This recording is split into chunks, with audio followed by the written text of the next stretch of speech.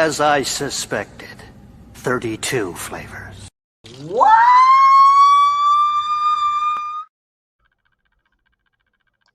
Good evening. It is the 33rd episode now of the Friday Night Comic Shop Talk. We took a week off last week. I'm glad you can all come back. This is going to be a fantastic night. As we like to call it, this is more of the chill stream. I know a lot of people are coming off Friday night tights, and of course there's the frogs going on. So we chill, we talk comics, and today we're gonna be recommending some books for the season. And I've got a few reveals as well, so it's gonna be great. And I know a few of the other guys got some reveals as well, so we're at fun for the next 2.5 hours, maybe 3 hours. We'll see where we're at, but it's gonna be fun tonight. So thank you all for coming. I see. Oh shit! So glad you got it, Nick. Yeah, Fatal J. What's up, Fatal? Yeah, that will be talked about, dude. I will let you know what I think as soon as I get to it. D Bud Martin, hail sir. What's up, D Bud? Dart Scipio, que pasa? Talk about comics. Okay, yes, and that's a guarantee, my friend. All right, that is what we're gonna do on here. This is the chill stream for that. So I'm bringing my guys here, Mr. Clobbering Times, to kick things off. What's up, dude? It's clobbering, Santa Claus, and Christmas and whatever time. What's up, buddy? Dude, oh man, it's been busy. I just been all over the place. I've been getting shopping going and did a food review which I've yet to release. It's been good. I've been staying busy. How have you been? Oh, hanging on, buddy, hanging on. Just glad to be here. You know, always great to hang with my Friday night buds at the Nick's Comics Crew. And I'm gonna come up with a better name for it, I promise. Okay. Hey, right now I'm rolling with it, so yeah, I'll take it. Hey, buddy. I'm glad to have you on, man. Thank you. I'm glad to be here. I love that avatar, by the way. I mean, the thing with the Santa suit. Come on, that's beautiful. I love it. I love it. Santa thing. That's Santa Ben right there. Yes. All right. Hey, also, by the way, dude, I cannot wait to have you on for Die Hard 2 next week. I think we're gonna really spice things up for that conversation. How can the same shit happen to the same guy twice? Seriously, it's gonna be the fact that we're gonna have a subject that's gonna be of a spicier conversation is gonna be glorious. Why? No one likes it but you and me? We're the only ones that like it? Oh well, they like it, but they have gripes with it. I'm just like, bro, don't go. I'm like, I disagree. I strongly disagree with the 7 out of 10. I'll go with like 8.5, and I'm that's genuinely speaking. So we're gonna have a very interesting conversation next week. I have a lot of criticisms of the third one, to be honest, so that's okay. Oh, and I love it, but and I don't hate the fourth one like a lot of people do. So I don't hate it. A lot of people hate it too much, I think. But, I don't hate it, but I 5 I hate. 5's bad. Oh, 5 is just bad.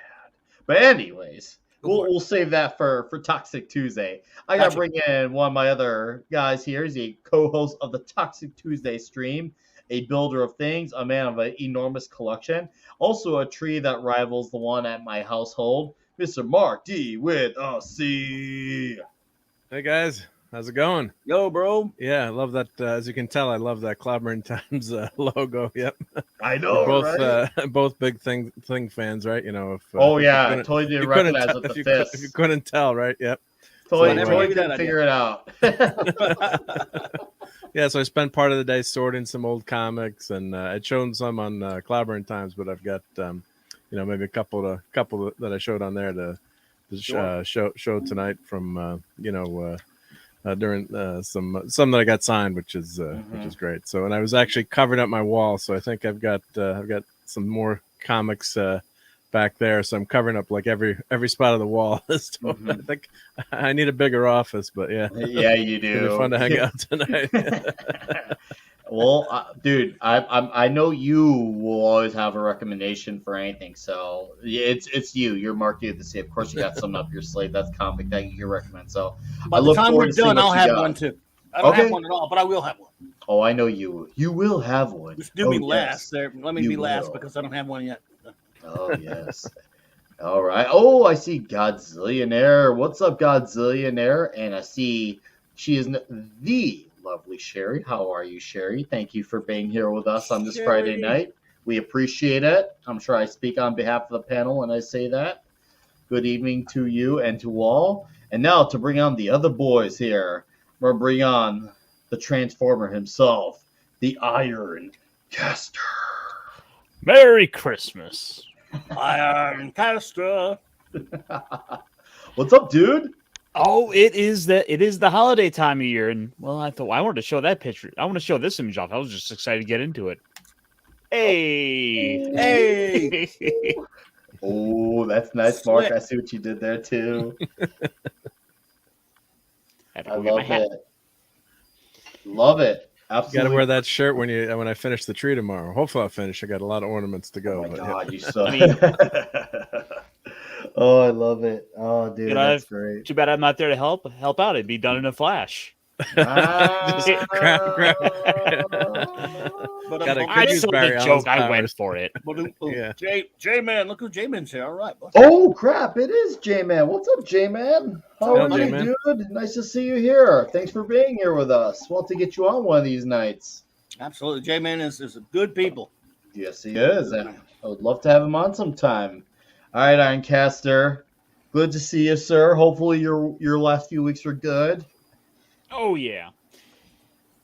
Good. Work's been busy. I had a few days off to try to. Ooh, look at that mug. Ooh, Crowder, Bug Club. Ooh, Bug Club. Ooh, yeah, take a sip of that. I'm going to get me one of those. Maybe I'll get that for the new year. Got a little coffee to keep me warm tonight. Nice, J-Man. Hey, guys, love comic time. Oh, thank you. Thank you, sir. All the comic cups were dirty today, so. Awesome.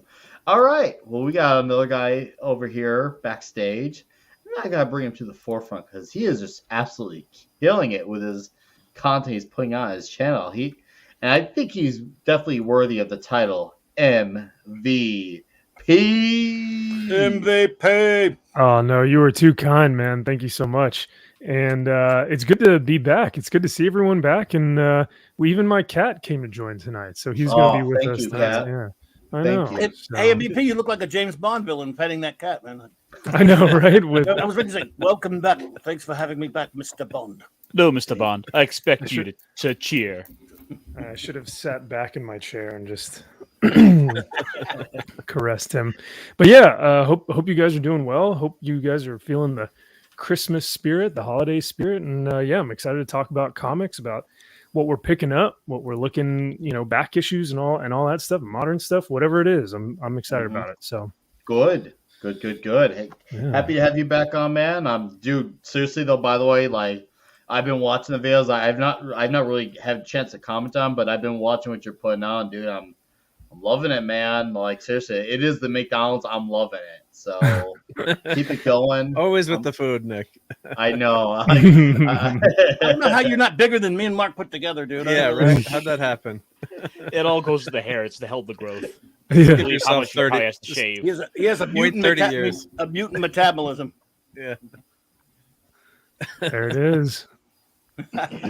Anyways, we got another. So that's what happened. My hair fell out and I gained weight. Jeez. All right. That's a flawed theory. I have almost more hair than Nick, just not cut short. And no. Okay. Doesn't work that way, buddy. Sorry. I tried. All right. Last but certainly not least, we got an Ice Wolf hailing from the other side of the world. He is Fenrir. What's up, Fenrir? Hey, good night, gents. How's it going? Welcome. Welcome, Hello. How you doing? I'm doing great. I got a driver's exam in the morning, but I can't shut eye. I think the pressure's getting up to me. Thinking about reading the modern Captain Marvel books to try to give me some sleep, but I fear it might give me a brain aneurysm. Won't they? Yeah, won't they hurt sleep because they're so annoying that they'll just aggravate you even more? Yeah, that's why I'm not doing that. Yeah. So I decided to just come here and hang out with you guys till I just finally get it done. I know, Fenrir. Watch Hawkeye or watch one of these modern MCU shows. That'll put you right to sleep there, bro. You can watch Cowboy Bebop and you can speculate on what that second season would have been about. No. If I watch that cowboy thing, someone put a bullet in my head already. Good news, everyone. It's Cowboy canceled. be canceled. Yeah, right. I know, and I celebrated because of that. Did anyone watch any of it? No. I didn't watch any of it. I so only saw a couple cannot of scenes judge it. online. So, Yes, you but can I guess judge it. it must. Judge it. It's fine. What did Ash say? He liked it, didn't like it? Look, dude, all you had to see was the church scene between Bish's. Look, they ruined it. They killed it. They raped it, beat it up to the ground into a puddle of blood. It's not what it is. Hardly shocking. That's like as shocking as the snow being white. I mean, you ever seen that? You ever seen that manga and anime Netflix adaptation meme? That show is the embodiment of that. Yeah. Well, fuck Cowboy Bebop. At least the Netflix version of it. Now we got to deal with. Yeah, but I'm just gonna see if this was awful. I can't even imagine what they're gonna do to the live action One Piece. But we're gonna get a great Lord of the Rings though. So yeah. Yes. Oh yeah. We'll let that one rot too. I've been feeling so bad for Star Wars fans because my franchise is Lord of the Rings, but seeing these recent videos about the new resort that they're doing, like generic sci-fi themed like resort, it kind of feels more like Star Trek than Star Wars. And even still, for Star Trek, it's still so cringe. Doesn't feel anything like Star Trek to me. But like it's as they say, evil cannot create, only corrupt. That's true. That trailer, that cringe trailer they put out, wound up looking more like The Fifth Element than Star Wars. Yeah. But they don't know anything about the franchise. They're trying to compensate by releasing a bunch of new video games. Even they don't look that great. What'd you have to say, Max? I'm afraid that for the Lord of the Rings fans, we'll soon be in the same shoes as the Star Wars and Star Trek fans, because we're on the way there. They've Get prepared. Feeling black transsexual elves. Yeah, it's gonna be, as long as they don't ruin, like our core characters of Aragorn, Legolas, Gimli, the Fellowship, there's rumors of turning Gandalf into a woman. Yes, but from the director, and I'm not even joking. Yes, they probably are. Well, that'll be a conversation for another day. I see Buckaroo Baizu. What's up, Buckaroo? Nice to see you here. Fenrir, I'll have you start first. What is a comic book, story, series, trade, whatever, that you would recommend for the season? What's a story just like, this is, like, if you're, let's put it this way, if you got someone who's a normie and they're looking to just get into anything, it doesn't matter if it's space, it doesn't matter if it's in the sewers, indie, Marvel, DC, something, Comicsgate. What's a story you're going to recommend? Like, hey, you know what? Check this out. You can read this on its own merits. You can get into this as a normie. You can get in, get out. If you like it from there, I can recommend more. What is that story? Okay, I got two stories for the specific elements of Christmas. If you're going for the Christmas element involving Santa Claus, I suggest to involve it. Whatever you want. Just what are you recommend people check out? Yes, I'm recommending these because they're good. I recommend the Lobo Paramilitary Christmas Special. That book always seemed fun. It's one of the books that makes me love Lobo as a character and his insanity. Okay. Specifically seeing a buff grandpa fighting him, it was pretty fun. If you want to see a fun, quick. I actually had that open on a tab. Yeah, I was just saying we should open that. Yeah. Definitely looking to seek that out as a tab. You got it, Ironcaster, or no? Oh yeah. Okay, let's open that one. And then we can have Fenrir talk about it a little bit. Like you had a artwork or the actual comic? Well, there was a I believe it was fan-made movie adaptation of the comic. Oh yes, there was on YouTube. Yes, cool. That's what I had up. Oh, that's what you had up. Okay, I'm looking for the actual book. I found it on Amazon. I found it on Amazon. Okay, He went to Amazon. I know, right? Sue me. Whatever. They're not going to Jared anymore. All right. Let's look at this photo here. Nice. So the Lobo Paramilitary Christmas Special. Yeah, it's a crazy one. Okay, now what makes it great? Well, I gotta say that I enjoy mainly the art style and how it simulates this world of insanity. I mean, for Christ's sakes, you even see the freaking Easter Bunny drinking heavenly. If you don't laugh after seeing that, I'm sorry, you don't have a funny bone in your body. That's just comedy gold right there. Okay. But I enjoy how, even despite all this looks like an ocean of insanity, Lobo looks like the most crazy of them all. Well, that's how we like Lobo, as crazy Yeah, as insane. yeah. I love and put the writing above everything else in a book, but the art, if the art is perfect, it can do better than everything else. Okay. This book's art was fun for me. Oh, okay. Awesome. What else do you got? Well, for those good old Christian friends out there, there's a tale I suggest for you all to read. If you aren't that much extremely, I mean, what was the thing? Was Lobo? I remember. What was the name again? I think it was Lobo versus God. I think where he fights pretty much where he has to kill both Satan and God in this crazy adventure. Man, it's been a long time since I grabbed that book. I gotta go back to it. I was gonna But say, yeah, man. if you want to go into the Christian element of Christmas, go read that book. It's fantastic too. Well, I don't know how we're gonna find it if you don't know what it is. I No, gotta recommend. there's the name. The name is Lobo versus God.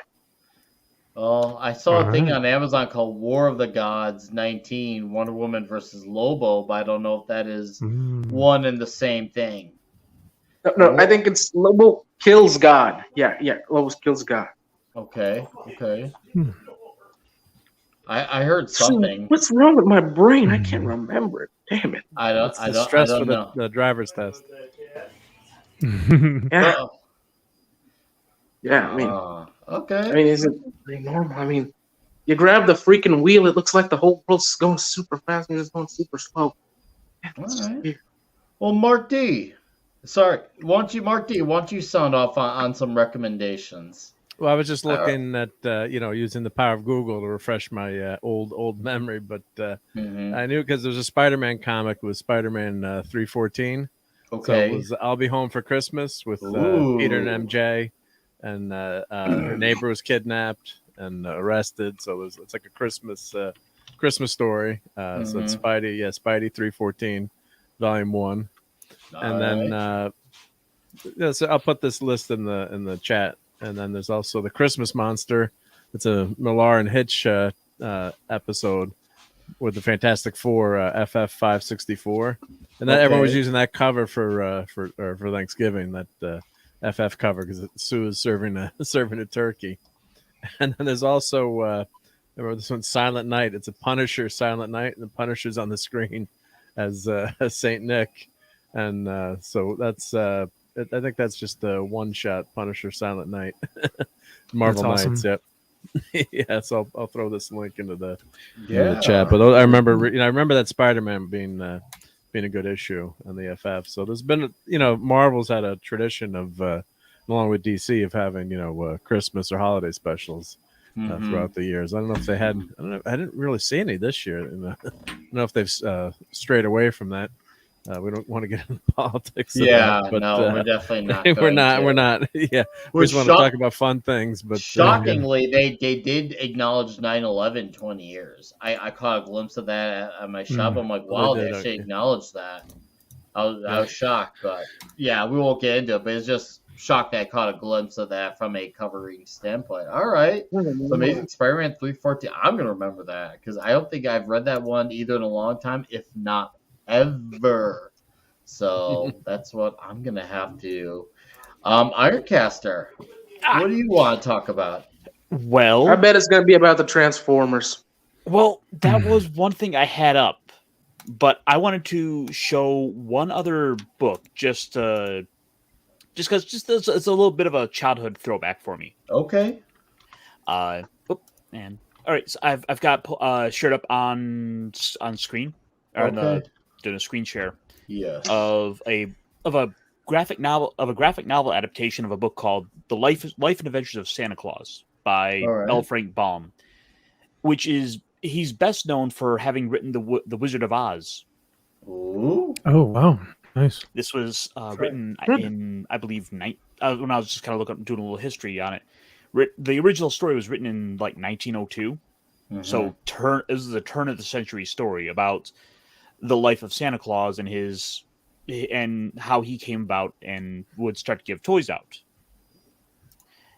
this particular adaptation of it is actually kind of hard to find because I have been unable to find some images of it in actual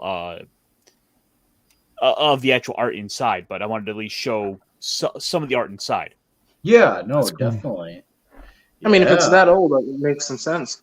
Well, actually, okay, so this was a 1990, 92, 93 adaptation of it, but it was by a little small company that just, as far as I know, is no longer in business, and so these are kind of hard to come by. Mm-hmm. But I want to show a little bit of the art. Come on, it's Santa Claus with a sword, fighting like elves and. Great find. I never heard of that. Thank you for that. Right? Yeah, that's cool, man. Good Yeah, find. someone needs to put the elves in their place.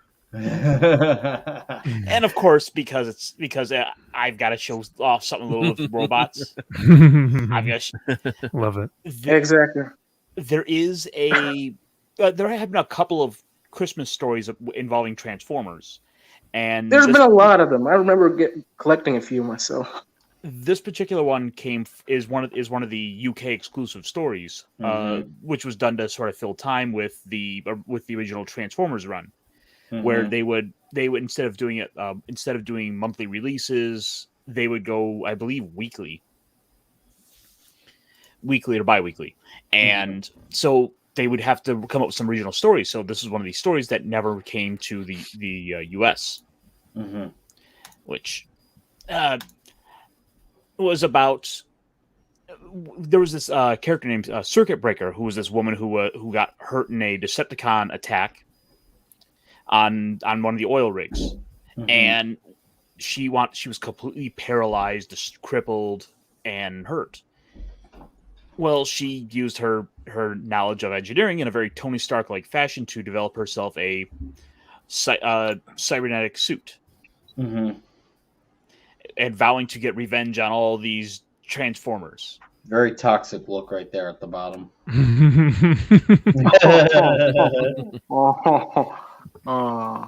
Very toxic. That's awesome. Go back there for a second.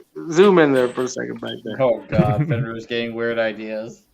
I'm not getting weird ideas. I just want to. Yeah, you are. We're a bunch of toxic dudes. Let's be toxic, man. I just want to admire that cyber suit. Yeah, you don't see this kind of designs around anymore. Specifically, look at the detail in all of it. Look at the details right there.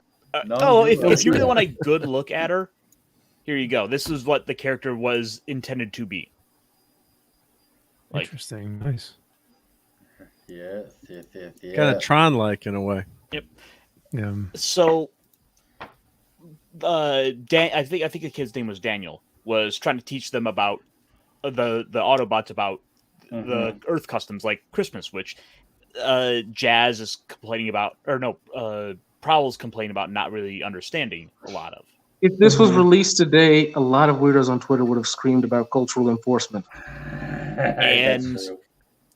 And Daniel agrees. Says Daniel needs someone to go take him to go deliver presents to the poor, to a bunch of orphans, which Jazz winds up taking, and he's talking about how he doesn't understand these concepts of charity and the idea of Christmas and that Christmas spirit.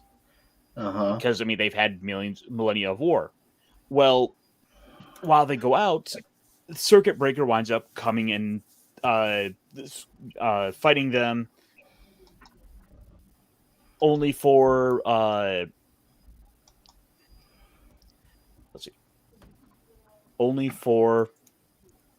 them to be out in the fight, where they encounter, or they start fighting.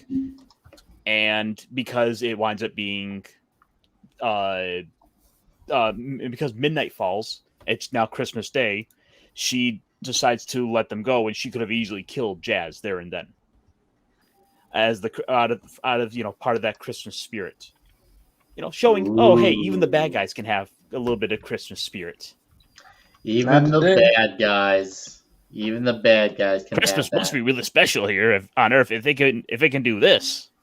Yes, so it is special. Very, very special. Sorry, were you able to get that copy here, or you said it was only in England, or? Yeah. So these Marvel, the A UK lot of great comics, books come from the UK mainly. there have been some reprints along the way that have brought them to the US. Fortunately, like IDW's gone and done a run of them, and yeah, it's just I wanted to at least come up with something a little out there other than the Avengers celebrating Christmas. No, good fun. No, Yeah, I that's hear awesome. you. Like I said, like it. I had a That's couple super shows out. fun. I had a couple Well done. books at least I wanted to point Okay, to and recommend. cool, awesome. Oh, I see Christian Delorme. Hey, Nick. Hey, Chad. I see Keely Chow. What's up, Christian. Keely Chow? Nice to see you both stop on by here. So, okay, a few weeks ago, I recommended a story, and now I'm going to recommend it not only again, but even more so because of how far I've read it and how much I have fallen in absolute romance with it. So, a few weeks ago, I had bought this particular book here. This has particularly Nice. Strange Tales, 178 Yeah. through 181, Warlock 9 through 15, and you have Avengers Annual number Dude. 7, and Marvel 2-in-1 Annual number 2. But I finished all the Strange Tales, and I finished half of the Warlock. So I'm halfway through, and my mind is just blown with the characterization, how awesome the art is, how even inspirational the story is at times. So you got this really scary, cult-like Universal Church of Truth. You got the Magus, you got Gamora, you got Thanos in there too.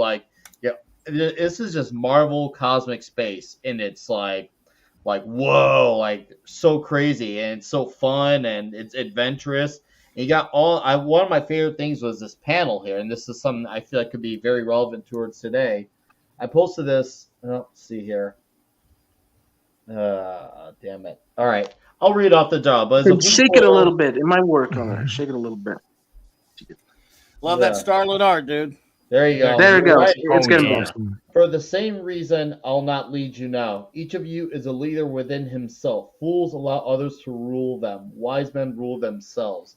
And that just really struck a chord with me. I'm like, wow, that is specifically really in modern times. That is powerful. heavy. That is, it was really powerful. That's what is great about the old school comics. They had these messages that stuck out for generations to come. Mm-hmm. And then, of course, being the 70s, you got some cheesy stuff here. And there's this whole thing with, the actual Marvel Captain Marvel about doing a whole run through about who is Thanos. And one in the panel it says, as you may or may not know, I've crossed swords with Thanos in the past, so know him for what he truly is. So he said in this little bubble right here, and there was no way I had a Take it a bit. Take it a little more. Like it's popcorn. It's like a freaking. You know what?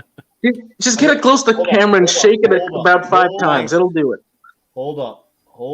Nick's a streaming expert. He'll get Wait, it. it's good. It's good. It's You good. got it. Now we're talking. I like how he's got his hand Titans out. will. Yeah, no big deal. We just cross swords with each other. They cross the streams. Yeah, they cross the And he's dealing with basically the reverse of him. He's dealing with the Magus, which basically is the reverse of Adam Warlock. And you see what he's conflicted because he can't really fully defeat him, at least not as far as I've gone into. Because if he does, he can risk killing himself. Because the Magus is like a futuristic version of himself. So I highly recommend reading it, and it's a great way if you're someone who's familiar with the Guardians of the Galaxy movies, or even the Infinity War Endgame. You see, okay, I know Gamora is, and who Thanos is. I've heard people speak about this Adam Warlock from the Infinity Gauntlet comic. This has them all there with a few extra characters as well. So you're like, okay, now I get to know more about these characters, go far more in depth with them, and get to enjoy a very awesome story. It's a ride along the way too. He encounters people along the way, so you're basically on an adventure with Adam throughout this thing. And it's cool because the Strange Tale story weaves right into the Warlock story effortlessly. So I couldn't stress recommending this enough. So obviously, first and foremost, I'm gonna recommend going to your local comic shop and getting it. But if you must, it is available on Amazon Prime as a trade paperback too. buy. It's like $30-$35, and it contains around 13 issues of comic book material. Like I said, I'm halfway done, maybe slightly over, and it's just been. I can't wait to reread it. I'm excited about the reread like that, and that's just saying something. When I'm excited about rereading, I'm only halfway through. Like, it's just so fun, and you guys already caught a piece of the dialogue from the inspirational stuff to the '70s cheesiness. I'm just like I'm just like, oh my god, it's so good. I love it. And Christian Delore, what did you do?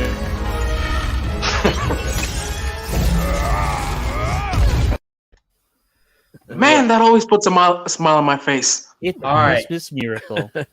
Christian Delore for $15 says, Wow. Good evening, Nick and distinguished guests. Take some of my Canadian pesos and spend them on beer, whiskey, or pizza. But if it doesn't give you heartburns, don't bother with it. Cheers, and cheers to you, Christian. I appreciate you, sir. Cheers, beers, and whiskey. I appreciate that, Christian. You are a constant, very giving man of this channel.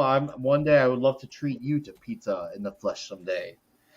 Yeah. Seriously? So yeah. Seriously, Adam Warlock, buy that book. Seriously, like, buy that book. Like, buy it. Like, whatever, like, but I mean, if you gotta get pizza, you gotta get pizza too. But like, buy this Adam Warlock. It made me rewatch the Silver Surfer animated series episode. Oh, it's great. Where he's in it, that Warlock episode. Yep. And so Surfer's good. Yeah. Stella and I were, not only is that a great show, but we were watching that one particular episode because I've been in such a Warlock kick lately, and her and I were rewatching. So for her and I, it's a rewatch. And then she just kind of looked at me like near the episode. She's like, "Wow, this is such a deep aspect for a children's show." I was just like, it's crazy how that happened. They pulled off such a really mature-ish element in a kid's cartoon, and it shows you you can still do both. You can make something for the kids and still reach out to the adults as well. And that show was proof that you can do both because you can have every cartoon from the 90s to 2000s, earlys, and so on knew how to do that perfectly. I mean, there was some garbage in there at the same time, but true, there is a lot of good. Clone Wars was partly trashed most of the time. All right. Whoa. What's up, Ruben? Cheers for Haynes. Cheers to Ruben. Cheers to Ruben. And a big. Let me guess, you got close to grabbing that Christmas mace to heal me. All right. And a cheers to Philbo Baggins. He's working on a comic for Kickstarter. Hail Philbo Baggins. Awesome. Yes. Can't wait to see what you got cooking. I have to get you on here when you want to speak up someday. And I want to welcome another awesome gentleman to this panel. Pablo. Hello. Hello, everyone. Hey. I was waiting for it, man. Yeah, I don't like it. It wouldn't be Friday night if we didn't get used to doing that. No. Yeah. We need It's like Pavlov's dog. Yeah, today has been a crazy day. I have been trying to teach someone to use databases on my SQL. Oh. Which means how did that go? Hell, so let's do this. I want to see. Hey Pablo. Did you hear? Bebop got canceled. Yeah, finally. Oh, Pablo's so sad. I can tell. I know, right? How's he gonna cope? I see Don Wadsworth. Yeah, he really loved that live action. He really enjoyed it, especially Lesbian Faye. All right, and I want to talk about comic books. I have been talking about crappy stuff. I want to talk about good stuff. We're gonna do that. So we're at Klobby go, and then Pablo, you'll be right up after Klobby, okay? So my good friend, Mr. Clover in Times, has pulled up a page, and we're gonna let him have the floor and recommend away, sir. You know what to do. Ooh. Well, I had to go with something Christmassy. I was just trying. You guys were thinking of all these Christmas-related things, and we're in the Christmas month if we are a bit away from it. So I had to think of what would be Christmassy, something off the wall, because Fenrir's thinking out of Fenrir there's thinking out of the box with some Christmas stuff, and everyone seemed to be. So this is just the cover. I'm going to change and share what I wanted to show you. There's a story. This was Superman number 400. This came out, of course, in the 80s. Mm-hmm. I highly recommend this comic if you have never picked it up, by the way. There's a lot of great art in it. Written by well-known Superman scribe at the time, Elliot Maggin, most of it. Now I'm unshare this so I can share the other page I wanted to show you. There's a story in there. There's a story in there. Well, there were a lot of short stories. It was full of short stories about the legend of Superman. This was when Superman's legend had great meaning, and it always will. But I mean, this when it was treated with respect, and people understood it and respected it. One of the stories that's Christmas, or the story that is Christmas oriented, was by the late great artist Marshall Rogers, who of course did Definitive Batman with Steve Englehart in the 70s, and did Doc Strange for a while, did Silver Surfer for a while. He was a great artist. It's a story about this sort of a dystopian, sort of a totalitarian type of city and future. It's Christmas, and this old homeless man that you see there finds in this locked away. He was trying to steal something. He was trying to place to get warm. Finds Superman in his costume, and people have kind of forgotten what Superman was and all about. This old, just scruffy old homeless dude. But he puts the costume on without going too far into, or because you should try to read it. But basically, he puts the costume on, and I'll just show a couple of bits of it here, because we can't show the whole comic anyway. And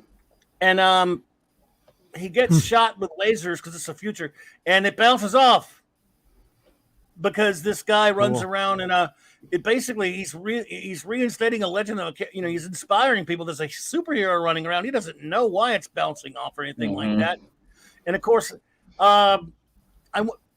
basically just it has, and I hate to spoiler the ending, but it is kind of important for the Christmas season. Go ahead, dude. He actually eventually ends up. It gets out there. This is Superman. Superman's back, or is there Superman? Who's this guy? The superpowered guy. They're all becoming inspired by what he's doing. Like maybe to start, and he's kind of originally had been sort of a resistor, and he starts telling them about it to resist their oppressive government and stuff, and that starts to get out. And then he gets shot in the head because his head's not protected by the costume. But the story is left with a sad ending, but the inspiration of Superman exists far beyond his time and inspire. And that's basically your Christmas message. That sounds way million times better than Gay's son going around doing stupid crap and killing him with a spear. I thought you said he was going to become Santa Claus. No. Well, it kind of reminds me a little bit of the famous Art Carney Twilight Zone episode that I love so much. I watch every Christmas. A little bit where he... Great episode, but... Yeah. It's a little bit of that spirit. Yeah, with the inspires people to believe in freedom again, and it just goes to show the power. It's about the extraordinary... This whole issue, really, but especially this, tying Christmas in with the extraordinary symbolism of Superman. Superman is a wonderful symbol. Morons like Hack Snyder and idiots and Warner and DC now... Don't understand that. Don't forget Shithead Taylor. None of them do. So I put him in there. I'm lumping him in. He doesn't deserve to be singled out. He's not important enough. So all these morons who handle Superman's destiny now, unfortunately, do not understand the importance of Superman as a symbol. Well, this comic right here is all about that. It's got a lot of great art in it from a lot of different artists, some tribute art, and a lot of short stories. And I recommend it if you've never picked up Superman number 400. I don't think it's that expensive anymore. It's going for around $8 right now. So easy, good pickup, easy pickup. So easy pickup. Heck yeah, that's awesome. Off the top of my head, I just throw that out there. I didn't prepare. Perfect. No, dude, that was perfect. Even with you being unprepared, that was perfect, my friend. That was awesome. Thank you. And I see an awesome Stuart Mitchell lurking in the chat. What's up, Stuart? How you doing? Nice to see you here on Friday night. Cheers. Dolly had braces. Dolly had braces, buddy. Yes.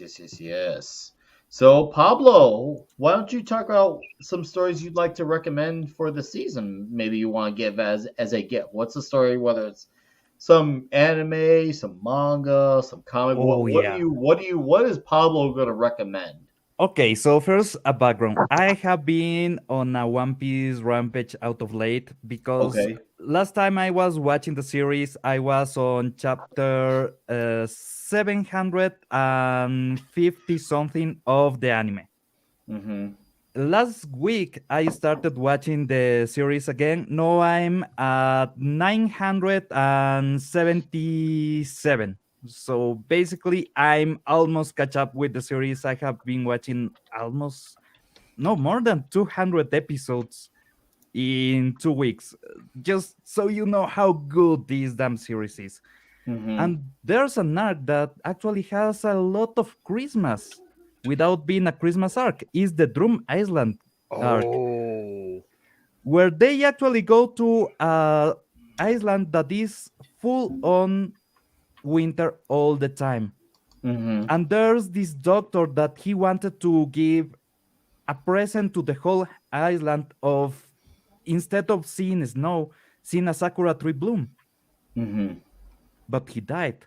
And his successor, a reindeer that ate the human fruit that gave him the powers of a human. So basically, he just takes the shape of a human and can talk. That's the superpower that he got from a fruit, magical fruit. So it's a really weird manga, man. Yeah, One Piece is pretty much the embodiment of weirdness. Yeah, you hear that, Clavi? 200 episodes in a week, and he's loving it. Oh, it's so good. What do you? What is it with my son and now Ironcast? I got a new son. They're both the same age, and they have to make. They want me to watch and read, of course, One Piece. Dude, you're probably not gonna make it from the first to the final one. Seriously, that would pretty much take 2 years. Seriously, it is a lot.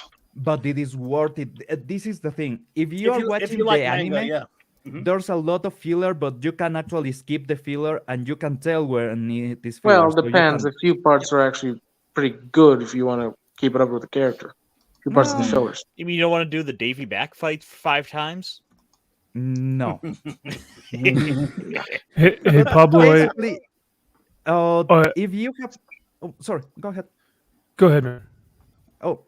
There's this formula that there is in the Disney Plus shows that they have like 15 minutes of actual content, 5 minutes of recap of the last episode, and things from other episodes, and just the credits, right? Mm-hmm. Mm-hmm. Yeah, One Piece is basically who developed the formula for this. So every single episode is the intro, 5 minutes of recap, and the series proper. And in the series, there's a lot of filler. But there's so many episodes, and the content, when there's content, is so good that you keep watching the series.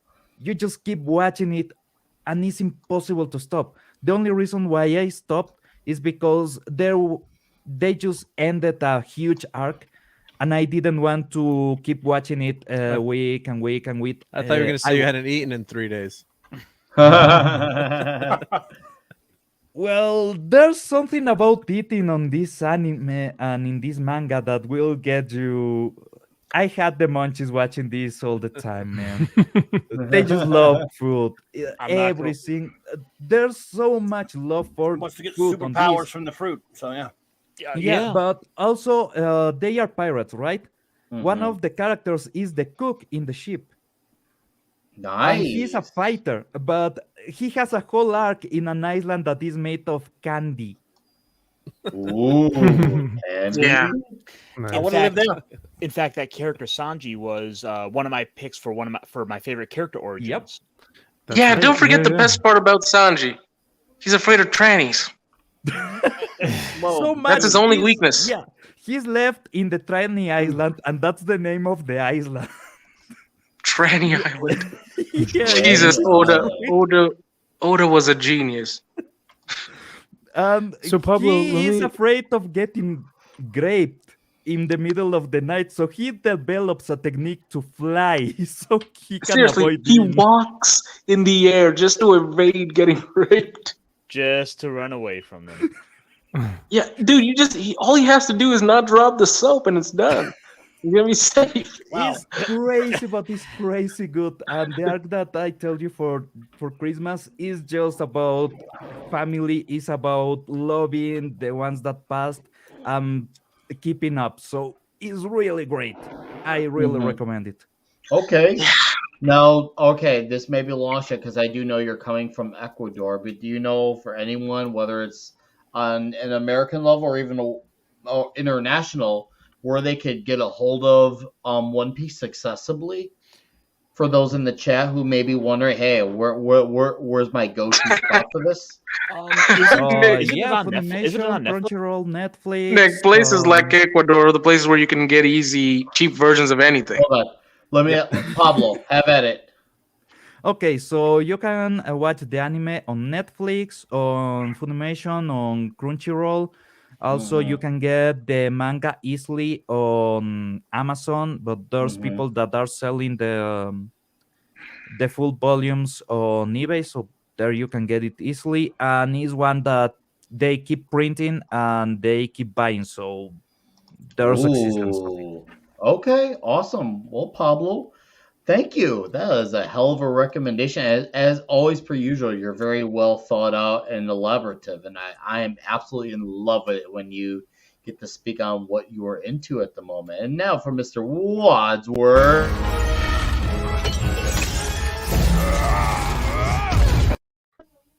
God, can't we just do that repeatedly every 5 minutes? Wadsworth for $5 says, I try to do business exclusively with my local shop, but do you guys have any recommendations for places online to pick up single issues? Have collected about 1/3 of the Claremont Uncanny Run so far. Getting tough to find the books I'm missing. MileHighComics.com would be one, and so would MyComicShop.com. I mean, I've not looked that deep for it because I don't. When it comes to a lot of the old stores, I try to get as many collected editions, unless it's like Spider-Man or Daredevil or the Fantastic Four. I would like to actually own singles of a lot of those, but that's still a long shot. But that's the uphill battle trying it. It's fun. It's all about the hunt. Like 24/7 Fusion Media. That guy is a singles guy. That guy loves the singles. He doesn't do the trades. I gotta get him back on here sometime, but he don't do the collected editions. He's a man dedicated to the hunt. And you gotta respect that about a guy who's willing to go. Actually, he's actually 24/7 Fusion Media. While we're on the subject, if you subscribe to him, which you should, he's kind of got like a Yellow Flash page going on the quartering where he's just posting about like random like pop culture news media every day, 1 or 2 videos a day. He has all the places that he looks online. That man knows how to hunt for single issues. He is so good at it. And I mean, unless Klobby knows some sites he could tell you about, 24/7 is the one guy I know of that is really good. That Klobby, do you have any websites for singles to recommend? Just for I don't do it much anymore, but he goes. It's not so much websites. He does a lot of eBay and other types of things like that, dealers and stuff. That's what I think he's doing, and catching people on sales and stuff like that. But when you just want to find a reliable place to find something in stock that's a issue here and there that you need or something, comicshop.com. I like them a lot. MyComicShop.com rather. Yeah, great website. Shipped from Texas. I'm pretty lucky because I have a couple of decent sized comic shops with a good sizable collection near me. But the one of them actually does have a store online they use. An eBay store where they sell some stuff through the Amazing Bookstore. Let me see if I can find a link to their page. Yeah. No, that would be great, Ironcast. Yeah, Mark UC posted a link here for you guys to check out. He said, bookmark, thanks, guys. And I saw Stuart Mitchell said, I've just had to resubscribe to your channel. Hey, dude, thank you for resubbing. You're not the first to have said that, lady, dude. And I'm just kind of at the point where I'll admit, I guess you get very irritated about it, but I'm not as irritated as I used to be. I've come to realize people are going to try to find me. If they want to find me, they're going to seek me out. And if they see it, they'll just click it again. And that's fine too. So yeah. I'm definitely a bit more like just whatever about it now. As long as people are checking me out ultimately at the end of the day. And obviously I've had 15 to 16 people in here. Thank you all, by the way. You guys are having fun in the chat. I appreciate that. I got this great panel of guys who do their best to show up here when they can and are available. So that alone is good enough for me. And of course, God, Christian, dude, I'll bet Christian.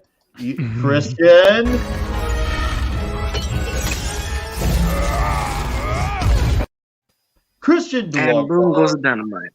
$1 says, for you, Ice Wolf, ask Nick to put it on the loop with techno. Oh God. Oh my God. Seriously, a lot of you guys are dirty.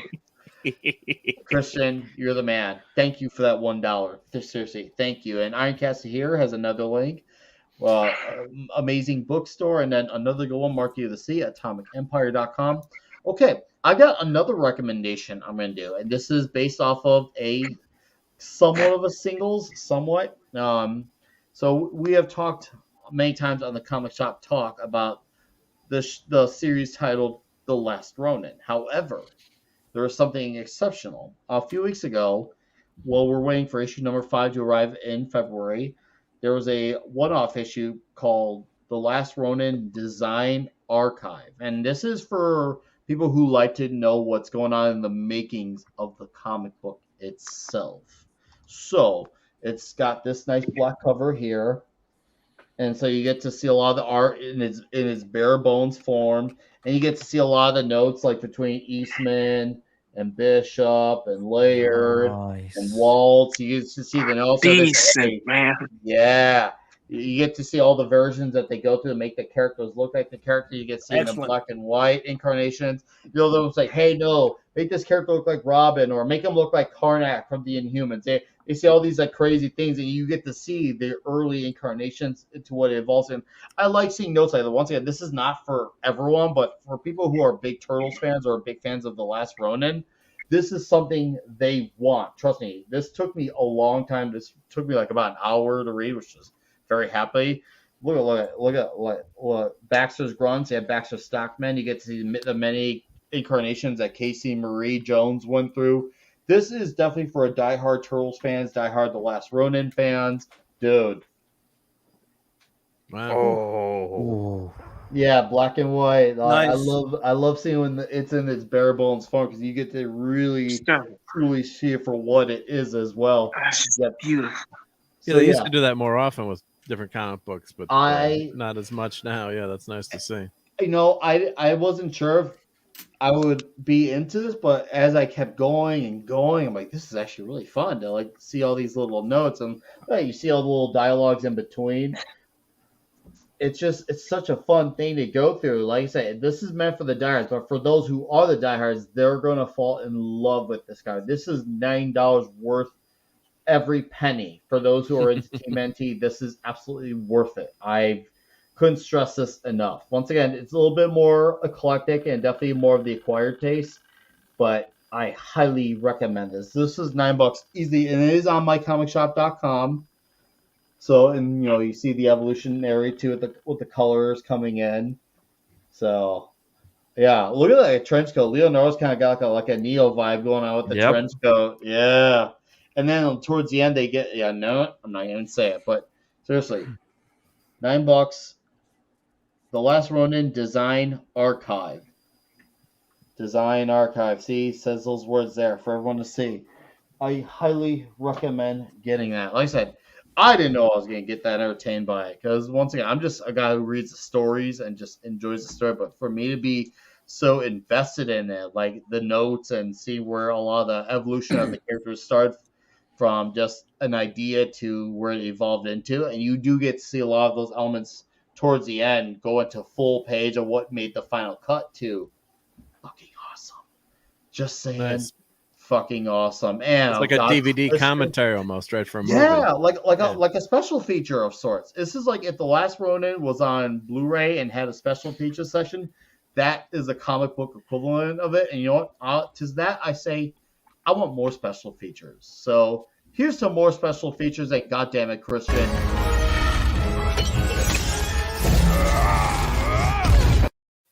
Christian DeLorme for $3 says, sorry to kill the flow, guys, but yeah, Nick, let's meet up. I figured you have my email. Get in touch with me, buddy. I don't have your email, but if you go on my About tab, when it says to ask for the email and it asks you to punch a code to make sure you're not a bot, just shoot me an email and we will work out a time for when we do sometime down the line. That would be great. I would love to do that, Christian. Hopefully that can happen. Meetup. Yeah, right. Let's do Chicago meetup. That's it. Chicago meetup. We got Corporeal Lifeform out here, and we got Ord's Board out here too. And Tom Connors is a state above me too. So I'm just saying. I could get there in the afternoon. Ironcaster can get here. VW can as well. So I'm just saying we got meetup potential over here. Next pizza meetup. Yeah, you guys could have a Christmas party kind of deal. Yeah. Hey, Christian, thank you for the $3, by the way. No. And Matthew Pounder says, looks good for the money. Matthew, if you're a Turtles guy, highly recommend. Not comic related, but I just managed to snatch up an original Turtles in Time SNES cartridge. Like, ooh, you should be sexually pleased with that find. Can I, Very. can I talk about this just for a second? Yeah. You know, there's something that is going on video games that is kind of crappy. Okay. There's this company that is rating video games that they Okay. actually sold the first huge batch. And do you remember Mario cartridge being sold for like 100,000 and then Sonic for like 1 million? Well, Mhm. this company was selling it to the guy that owns partially the company. Mhm. So no, there's a huge there's Embezzling. things coming about they trying to do fraud through inflating the prices of a lot of things. So yeah, seems like the video game market will be kind of sketchy for the next couple of years. Just take account of that I'm when actually you are not even playing. surprised. I knew this was coming. Yeah, it was inevitable, but you know what? We gotta work around it. That's what we do. Guys like us, we adapt. We don't let that shit consume us. We adapt and we work around it because you know what? Because that's what heroes do. Yeah, They Adapt adapt and and overcome. overcome. go to Yeah. yard sales, go to places where you can get it for cheap, and if you Or you could can't, go back to old school stuff, play old school games. I know they may sound a little outdated and boring, but they can well, be that's fun. what they are trying to do, but but the people selling them are hiking the prices. That's the No, stuff I that mean finding these games. I mean, I still got a lot of old PS1s from 2s, and the games are all still there in good shape. I can play them as much as I want. I don't really. I just grabbed a couple off my shelf. All right. So before we'll definitely will have to get that caster. Clobberin, you wanted me to share this. Oh no, I just put it in there for you guys if you want to read that. Oh. It's got the whole story on this site, I believe. I mean, the whole issue, even the 400. But if Wait, any of you want to go read that I story, saw this book once. There was one story at the end where they were talking about the story of Superman, and people were depicting him either Is as a this a woman bot? or as a That's savage. a bot. Yeah, that's delete about that. yeah, those are not good. You're gonna nuke that one, block it if I were you. That's what I do. Yeah. Yeah. Not a bot. Hey, No, yes. oh, go ahead, Clobby. Oh no, I was just gonna say no. I just put so you guys, if you didn't get any of you guys wanted to read it, you didn't have to put it up there. Let's just felt like Yes. So Nick, if, Chernobyl. What's up, Max? Go I ahead. was gonna say because I saw Chernobyl's question here, and Yeah. my Christmas comic pick is actually an indie. If he wants to, if you guys want to check this one out. Yeah, let's zoom in on Max then. So Chernobyl, if you read any Boom Studios, this is a book called Klaus by Grant Morrison and Dan Mora, and it's the Ooh. origin story of Santa Claus. So yeah, it's super cool. Ironcaster, you were showing earlier, Santa with a sword. That's essentially what this is, man. It's super cool. It's essentially Santa Claus as a Viking kind of Nordic shaman, and how he has to make, through his mystic powers, toys for a town that has been stripped of their Yuletide spirit due to a demon. It's really cool. And then Grant Morrison comes out every year with like a one shot. So he'll do like a one shot issue. And then this was like last year's issue. And then they also have the big hardcover graphic novel. So definitely go check that one out, man. Which studio is Funny that fact, from? that's actually very accurate. That is from Boom Studios. All right. So, Max, awesome recommendation, dude. As Thank far you as for the that. indie side, yeah, seriously. And shout out to the absolutely awesome Makani draws. I like this man a lot. He's a great dude, great drawer, by the way. The guy's totally slammed, by the way, as he should be. He's a hell of a talent. Makani, how are you, dude? Nice to see you here on Friday night. Thank you for dropping by, dude. Makani, I gotta come on your stream soon so we could talk comics. I know we've been talking about it for a bit, but I want to have it sooner than later, man. I miss chatting with you, dude. So please, let's set something up sooner rather than later. All right, dude. Yeah, All right. excellent artist. I know, right? Ironcaster, You got some stuff to show. I know it's not copyrighted, but screw it. We're here. We're chatting. Honestly, I was just grabbing a stack of a couple games that were just right here on my shelf nearby. Show us. One, I got me a copy of Xenogears. Nice. Which, come on. Nice. You mean it's me and Big I Robot? miss those old PS1 cases. I'm shocked. This is actually a reproduction case. Shocked that Iron would like that. Yeah, right. Yeah, he's into giant robots. Oh, I got it all. I got me a copy of Tomb Raider for a steal. Nice. $1.95. Wait, yeah. And the old I the old paid Lara on- Croft design was weird. Although, ironically, if you wait for a sale, you can find it for about 97 cents on its Steam. I thought she was well rounded. Oh yeah, I paid for Tomb Raider 1, 2, and 3 for PC on Good Old Games. $1.14. So yeah, sometimes it's really cheap. One of my favorite games I played as a kid was it's not the best game, but it is actually a movie tie-in to the Matthew Broderick film War Games. Ooh, Love that movie. Never heard of that. Yeah, go on. Where I didn't there know are they did that, bro. Great movie. where there are like you have the force of like NORAD and the AI continuing their war, where you're jumping in different mechs and tanks and robots and helicopters running around and trying to go fight the day or fight some heroes. And come on, we gotta show off the little ad inside. Tiny tank. Show off your, I was gonna show off the tiny tank. Man, that's And awesome. one last one I got here. Top Gun. Oh, yes. We needed that a couple of weeks ago. Yeah, right. Oh, Honestly, I could just keep grabbing them off the shelf, but that would be a whole God. other stream, I think. One of those is a Gundam game. It has to be. If you don't have one, it would have been weird if you didn't have one. I love it. I can't. They're out of reach. I can't even. My shelf is too far away. Yeah, you got to be careful, Ironcaster, or else you'll fall over like I did a couple months back. I tried to grab a comic from my. I was grabbing a Punisher comic, and I wiped, my chair fell out through under me. Man, And back then the video game cover Sorry was to be something laughing, else. but oh no! It's, Seriously, hey, Ironcaster, bring back that cover. Bring that back. Bring that one back. That Martian. Martian Gothic. Yeah, seriously, look at that art. They were something Yeah. back then. Let me it's try cool. to move some windows around just so we Did can.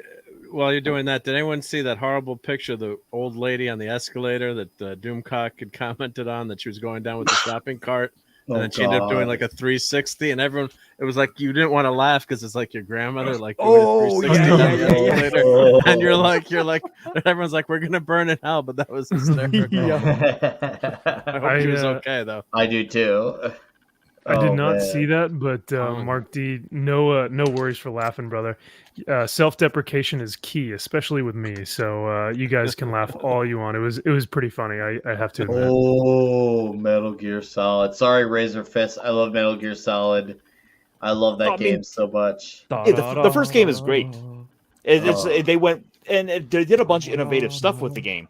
Oh, plus I got a shelf. Of course I have the Oh, and just to point it out. David Hayter as Solid Snake. Yep. Look at the price. Oh, $12.95. I believe it. Well paid. I wonder believe with Pablo, you're talking about people, I saw some of these games going for ridiculous numbers. Like, what's to stop someone from like repackaging a game, or how do they know it hasn't been opened? Or, I mean, with the crazy money that some of these Yeah, are going there's for. signs. Is the same like in Magic the Gathering cards. There's signs that there has been some cleaning because, for example, alcohol do some deterioration on the plastics. Also, if the wrapping has some marks, or if the wrapping is perfect, because of the times of those cartridges, the machines that used to do the folding and everything were not machines, were people. So it's not perfect. Wow, so that's actually maybe easier to copy then. Not so much. No, not There's so much, some yeah. things that you can search for and you can They can actually catch 'em, see. yeah. Yeah. I think that's good for now. And there's good companies that do really great rating, but yeah, the companies that are getting the traction now are scams. I'm still pulling them out. You guys, You've got a problem, Ironcaster. You guys, I can stop anytime I want. you could, Yeah. but the world is not enough. Is that the one with the brilliant nuclear physicist? I Yep. can't remember which. Yep. Yeah, Christmas Jones. So that's a Christmas Christmas Jones. tie-in. dude. Hey, I actually like the world is What- not enough. I actually Was it- really enjoy what that was- movie. What was the joke? The Christmas joke on that one? The bad joke, Clobber and not to put you on the spot, but you remember quotes far better than me. But wasn't there a horrible joke in that movie? What's her Christmas comes name? early. Yeah. Thank you. Something. Aaron. Yeah, There you yeah. go. Thanks, because I would That's what I was forgot. thinking of. I never was not one of my favorites, so I only saw it the one time or so. Oh, see, Good job. yeah. What's up, Steve? I saw it in theaters at the time. And I thought it was pretty good. Then I went back to it recently. I'm like, I feel like age did favors for that movie. Like, Nice. yeah. I thought what's her face, who was a really cool villain. And what I liked is she's actually the perfect foil because Bond is the way Bond is, and that's like a good foil for a villain is because she's the lady that she is, and she's the one playing Bond to his strengths are his weaknesses at that point. And that opening scene was badass. I love the world. I think I like it more now than I did then. Now, if I had to have one that I don't like from now compared to that, would be Die Another Day. Yeah. Was that the last one? Yeah, with Halle Last Berry. Brosnan, I have a confession there to make. Okay. Die Another Day was the first Bond movie I saw, so it has a bit of a special spot for me. Wow. Wow. You're a youngin. You young boy. Speaking of special spots, I got that new latest Bond movie was so horrible. Even the Machine, Mistress is like Day, Place, and classic. Time. Day, Place, and Time. Those aren't Bond Machine. movies. And thanks to that game, I have my mouse on the wrong mode all the time. That was the game had the lookup was inverted. Dark Force was the first game I remember where you could actually look up and down, so you had a y axis, but they had it going the other direction. So every game that I went to play after that, if you couldn't change the y axis, I was messed up. Mm-hmm. I mean, here we have when Star Wars they would pump them out like one a year pretty much for games, and they would be great such games, a big variety of styles. Like we've got our first-person shooter, we have Twisted Metal with Star Wars Demolition, where you're flying around in the actual vehicles themselves just to destroy things. Mm-hmm. Man, okay, on the Star Wars games, there's a reason why I keep my joystick. There's the pod racing from episode 1, the pod racing game. That's a great game. It's just amazing, and with a good joystick, is one of the best experiences that you can have on the Star Wars games. Is you are driving the pod racer because of the way the ship handles and everything. The responsiveness on the joystick is just perfect. I've hogged the screen too much. No, we're just looking None of us at here you. have a collecting problem. Dude, you can literally just go. You can literally just jump off and go grab the Gundam one. Okay. I want to see it. All right. All signs.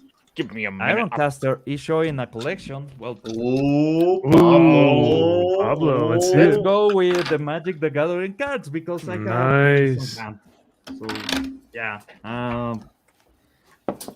I'm at Such a beautiful collection. Oh yeah, there's some crazy stuff. For example, I have the Senses Divining top. Man, this card is really pricey now. Oh yeah. But, Sensei's divining yeah, top. I got it for cheap because I exchanged it for a lot of crap that got overpriced on. I have some weird cards, not just normal price stuff, but cards that you will want on an EDH because, well, you are a stupid asshole like me. Because Commander's not a format worth playing. Man, this card I got for nothing because it came on a pack. These two cards are no like swords. The Man, sword swords of a were always the sword of a legendary. thousand This truths. one, let me show you this. You're gonna love this one. Uh-oh, guys, That- hold on to your butts. The amazing thing is the Signed artwork by- on some of these. Oh, Yeah. Oh, I've gotten to meet him too. I've gotten a couple things signed by Chris Ron. Oh, Wait a minute, let this me one see if I can find got. my card. I have never been in one of the big events, but once I sent a card to be signed by a pro player because I knew she hated white. So I got her an admonition angel just because she didn't play white. And I sent the guy that was in love with her.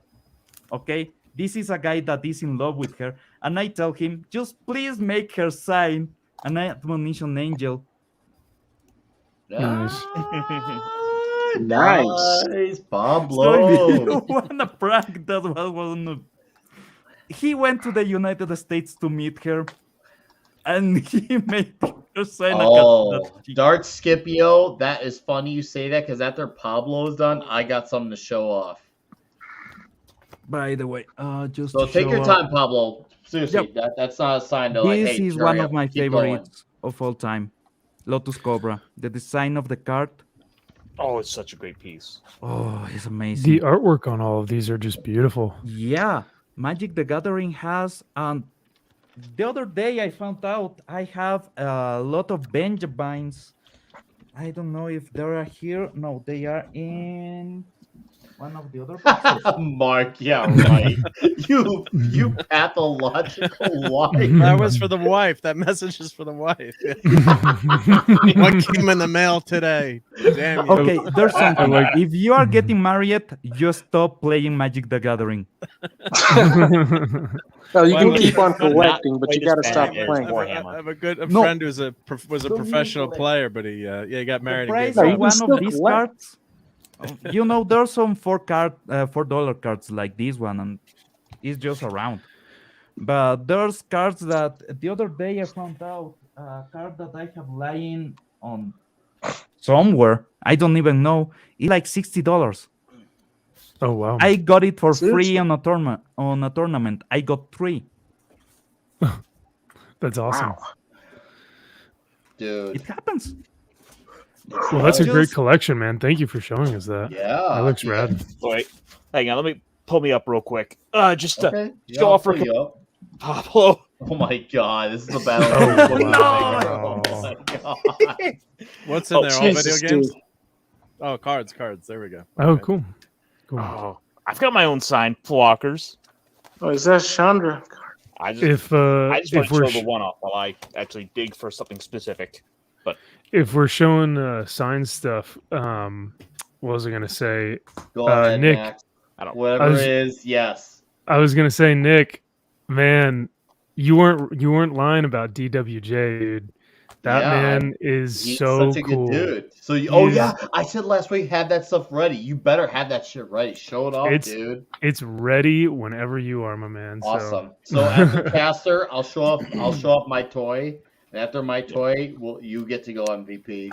Yeah, of course, man. I just I wanted can't wait to show it. see It's what yeah. you got. Oh, there's He one of those. he did some cool stuff, and my oh Oh nice. man. So Pablo, Oh. same artist. I wanted to show that I had something by him. Actually, not only that, this is also a artist print.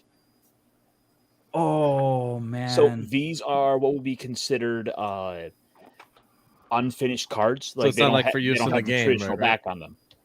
So the artists would traditionally get a big old stack of these, and that way they can kind of do whatever they want with them, and it'll But still, those are still legal on tournament, right?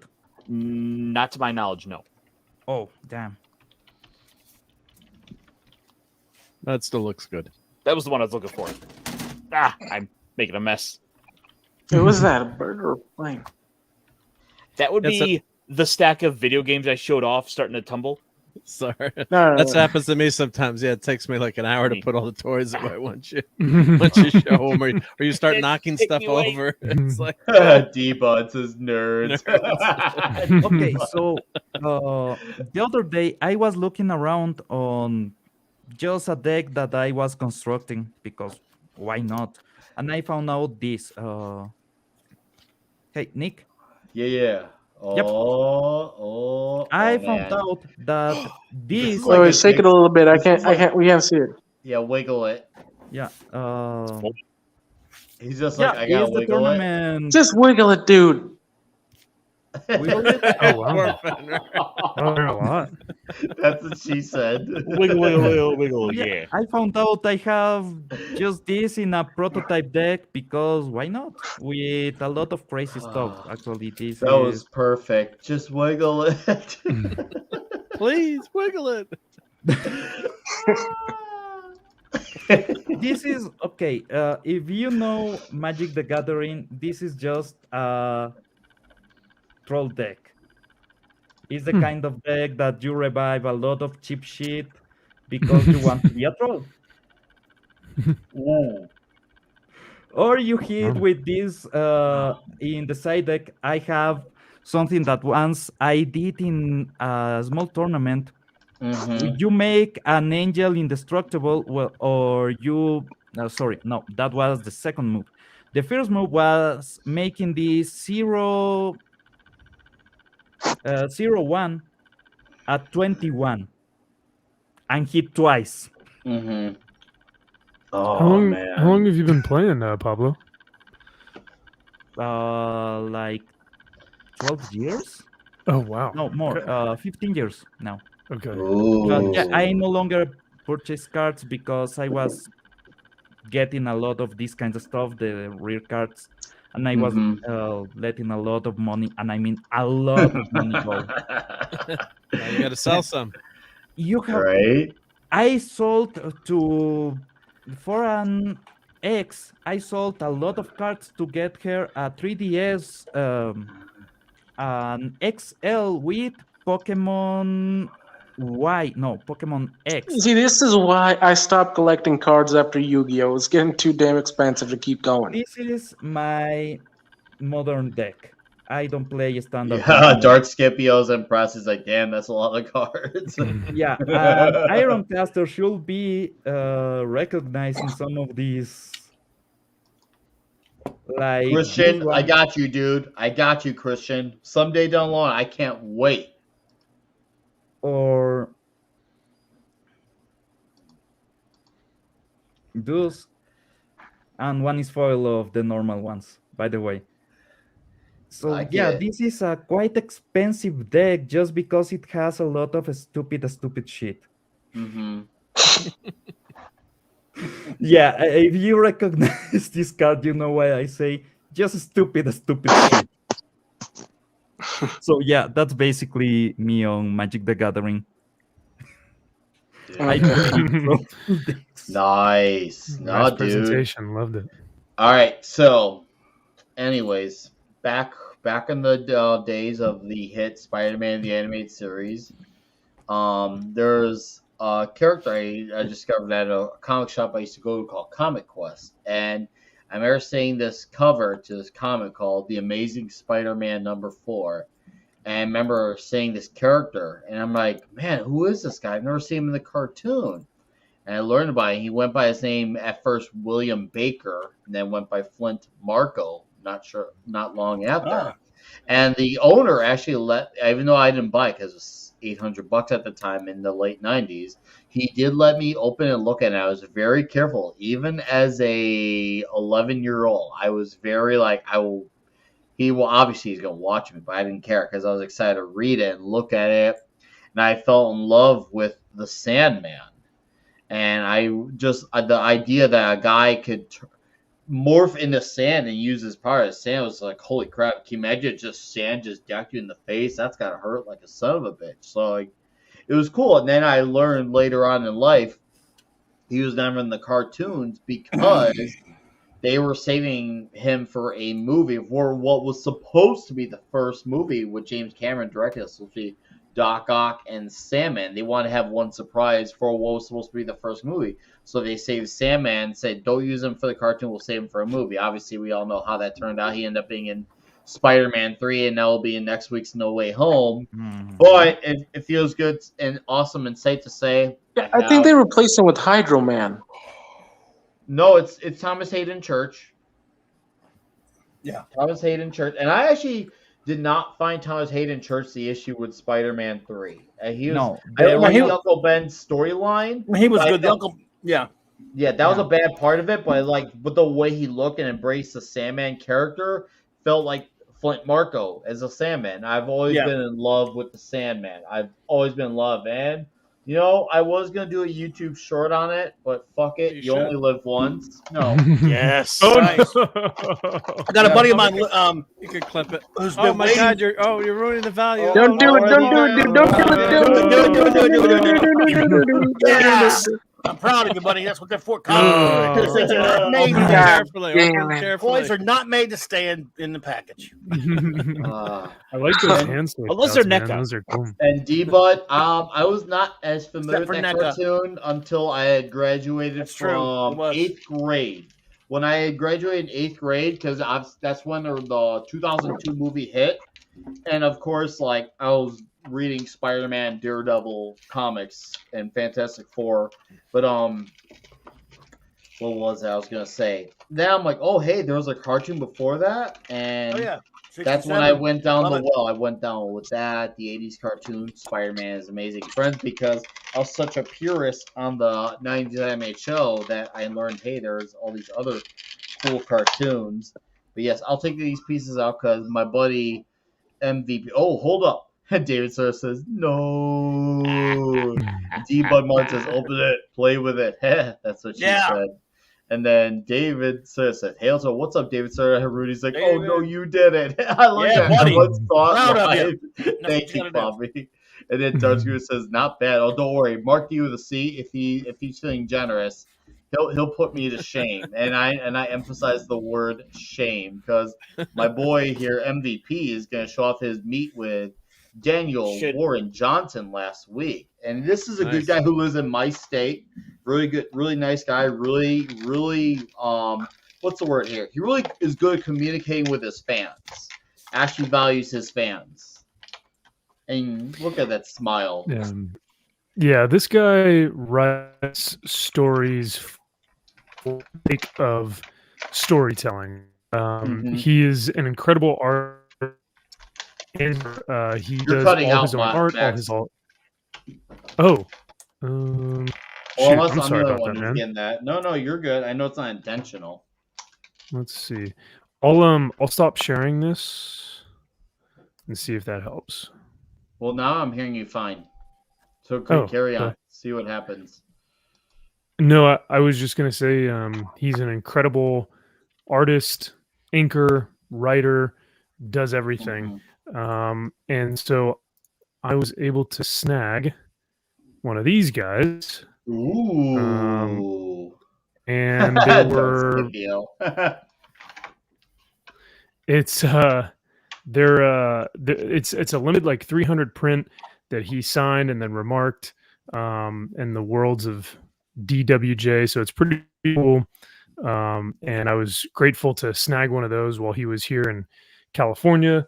And then and he signed a couple things. If you guys haven't checked out Beta Ray Bill, maybe one of the best comics of 2021. And then Murder Falcon, which is his baby. This is what he deems is his favorite. I had him sign issue 1 and 2. Same thing with Beta Ray Bill. I just had him sign here. Nice. And then on the front. And Beta Ray Bill number 2. So that's a Marvel. That's a Marvel MVP, or is it's that, a mini series? Yeah. So Beta Ray Bill was it's a new Marvel series. Okay, yep. And he really goes in depth with the character, more so than a lot of other or any writer really has done. And then my pick of story wise, the best story of 2021, now that we're coming up to the end of the year, was a small story in the back of Superman Red and Blue. And this is a variant cover, but he signed it to Max DWJ, and then in the back he just signed it. Says thank you Max, and then signed it. But the story at the end of the book is only like maybe 8 pages or so, and it's still it really does embody everything that Superman is, was, and ever will be. Kind of like you were saying, Clauby, earlier in the stream. You know, Daniel Warren Johnson, he freaking nails it. So I had him sign. A modern writer who actually understands characters. He actually writes characters and respects mythology. It's great to hear. And I could say on your behalf, Max, the Beta Ray Bill series was one of the few newer Marvels I checked out recently, and I did enjoy it. It was fun. It wasn't like anything that was like supposed to be extravagant. It was just a nice, fun series that has nice character work, and you see Beta Ray Bill on this mission towards I guess you could say like a redemption arc. He didn't do anything bad that was like character assassination. He just needed to make sure he get himself on the right track towards that awesome, badass confidence boost. And it's super rock and roll, and it's fun. He goes on the journey with some cool other characters from the Marvel Universe as well. Lots of action, too. A whole lot of action. Lots of it. So there is a trade of it out. And Dan Johnson, he does, like Murder Falcon, like Extremity, and like Wonder Woman Dead Earth before it, he does all the writing, the drawing, the inks, and he has Mike Spicer do the colors. And yes, D. Bud Martin, that is true about the Sandman figure. You got anything else you want to share? Any other photos, or is that it? That's it, brother. I know Fenrir has to head out. I actually have to head out as well. Okay. So if you want, I can just take this time to dip out for you guys. Max, by the way, before you go, where did you get those issues of back issue that you showed us? Oh yeah, of course. So a couple weeks ago, if you guys remember, Clauby brought up the back issue of for Veterans Day, and so I got the hard copy of it. This was the Soldiers issue starring Sergeant Rock. It goes into Nam. It talks about Howling Commandos. It's really Easy cool. Company. Yeah, and it's a great look into when like the like a beautiful look into what comics are and what they used to be. So the other one that I picked up was the secondary characters back issue. So it talks about Beta Ray Bill as Thor. It talks about John Stewart as Green Lantern. So it talks about all these secondary characters that came out and what that looks like. James Rhodes as Iron Man, U.S. Agent as Captain America. So all the ones that we had gotten before that still gave reverence to the main character, but just did it differently. You know what I mean? Back then they knew how to do that right. I love that magazine. I really do. I never miss it. It's just great, man. They got a good one. It's awesome. This the December one has Wolvie on it. It's actually got this coming out next week, right? And I'm excited to. Already got my pre-order in, so should be good. But on that note, I'll take off, guys. I don't want to take too much of your time. No, peace, brother. You're good. Hey, Max, thank you for coming on, man. I do appreciate it. Just a heads up, I don't know what your schedules look like, but obviously there's next week. And then the week so there's next week if you're available. If not, no worries. But the week after that will be up because that'll be Christmas Eve. Right. Yeah. And then I think the week after that's New Year's. I don't know what's going on. That's kind of up in the air. We'll see.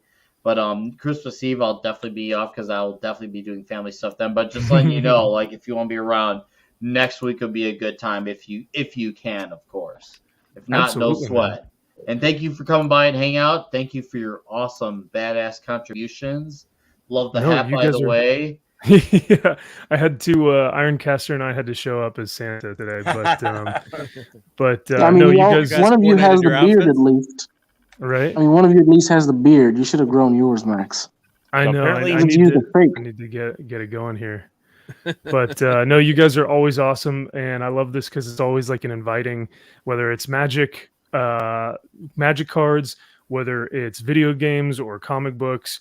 I think this is a great space to be able to like show off our collections and stuff. And so thank you to the chat. One last thing before I go. Tomorrow morning, Nick, I don't know if you've heard of these, or I'm sure you've heard of them. The Comics Aficionados on Thinking Critical's page. Oh, I listen to that all the time. Yeah, man. So I'm gonna be on there tomorrow morning. So if you guys are watching, yeah, I'm really excited. I will have to be shouting you out. I'll have to be in the chat for that one. Yeah, please do, man. I'm looking forward to it. Around? 7 a.m. Pacific time, so 10 a.m. Eastern. Oh yeah, which good. would be 9 Central, I believe. Easier for me on a Saturday morning. I gotta find a way to get Wes on one of these panels one of these days. Grant, I know he has the Saturday morning thing he does, which is technically night out for him, but one day a man can dream.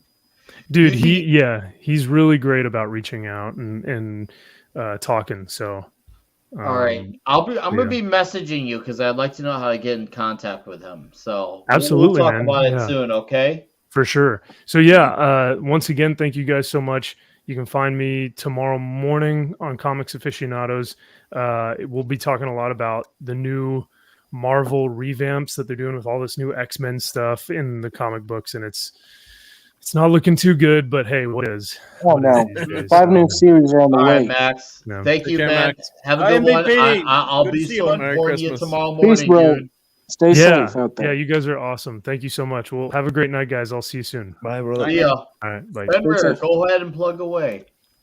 All right, then you all know who I am. You all know how to find me. You all have to sub to me because I need to make it to 200 without doing anything. That is just my shtick. I'm a lazy I bastard. love that honesty. I love that honesty. I He know, just right? moves it up every 100, Yeah. every 100 subs. Exactly. We need Exactly. Fenrir's link. Who's got his link to put in there? Oh my God, drunk 3PO. Hey, My God, the legendary drunk robot I just himself. got here. Can you start over? Hi, Well, we got some Drunk. good stuff to show. So if How you are hang you, out for a sir? few minutes, I mean, showing crap, off now our- I can't leave. Drunk, we're Hey. showing off our toys. Hi, Drunk. Nice to see you, dude. Hail, drunk 3PO. All right, Shit. Fenrir, plug away. We'll drunk 3PO. All right, interrupt then. My chat. It's all done here. I've wasted a lot of time here. I got a driver's license in about 5 hours to get to. And soon enough, I'll be the, what do you call it? That guy who doesn't drink but drives people around. The designated driver, buddy. Yeah, I'm going to be that for a lot of people soon enough. So yeah, wish me luck. Good luck, buddy. You can do it, man. We believe in you. Yeah. Good luck, Peace man. to all of you. good luck, Fenrir. And before I go, Ironcaster, can you show it to me? Yep.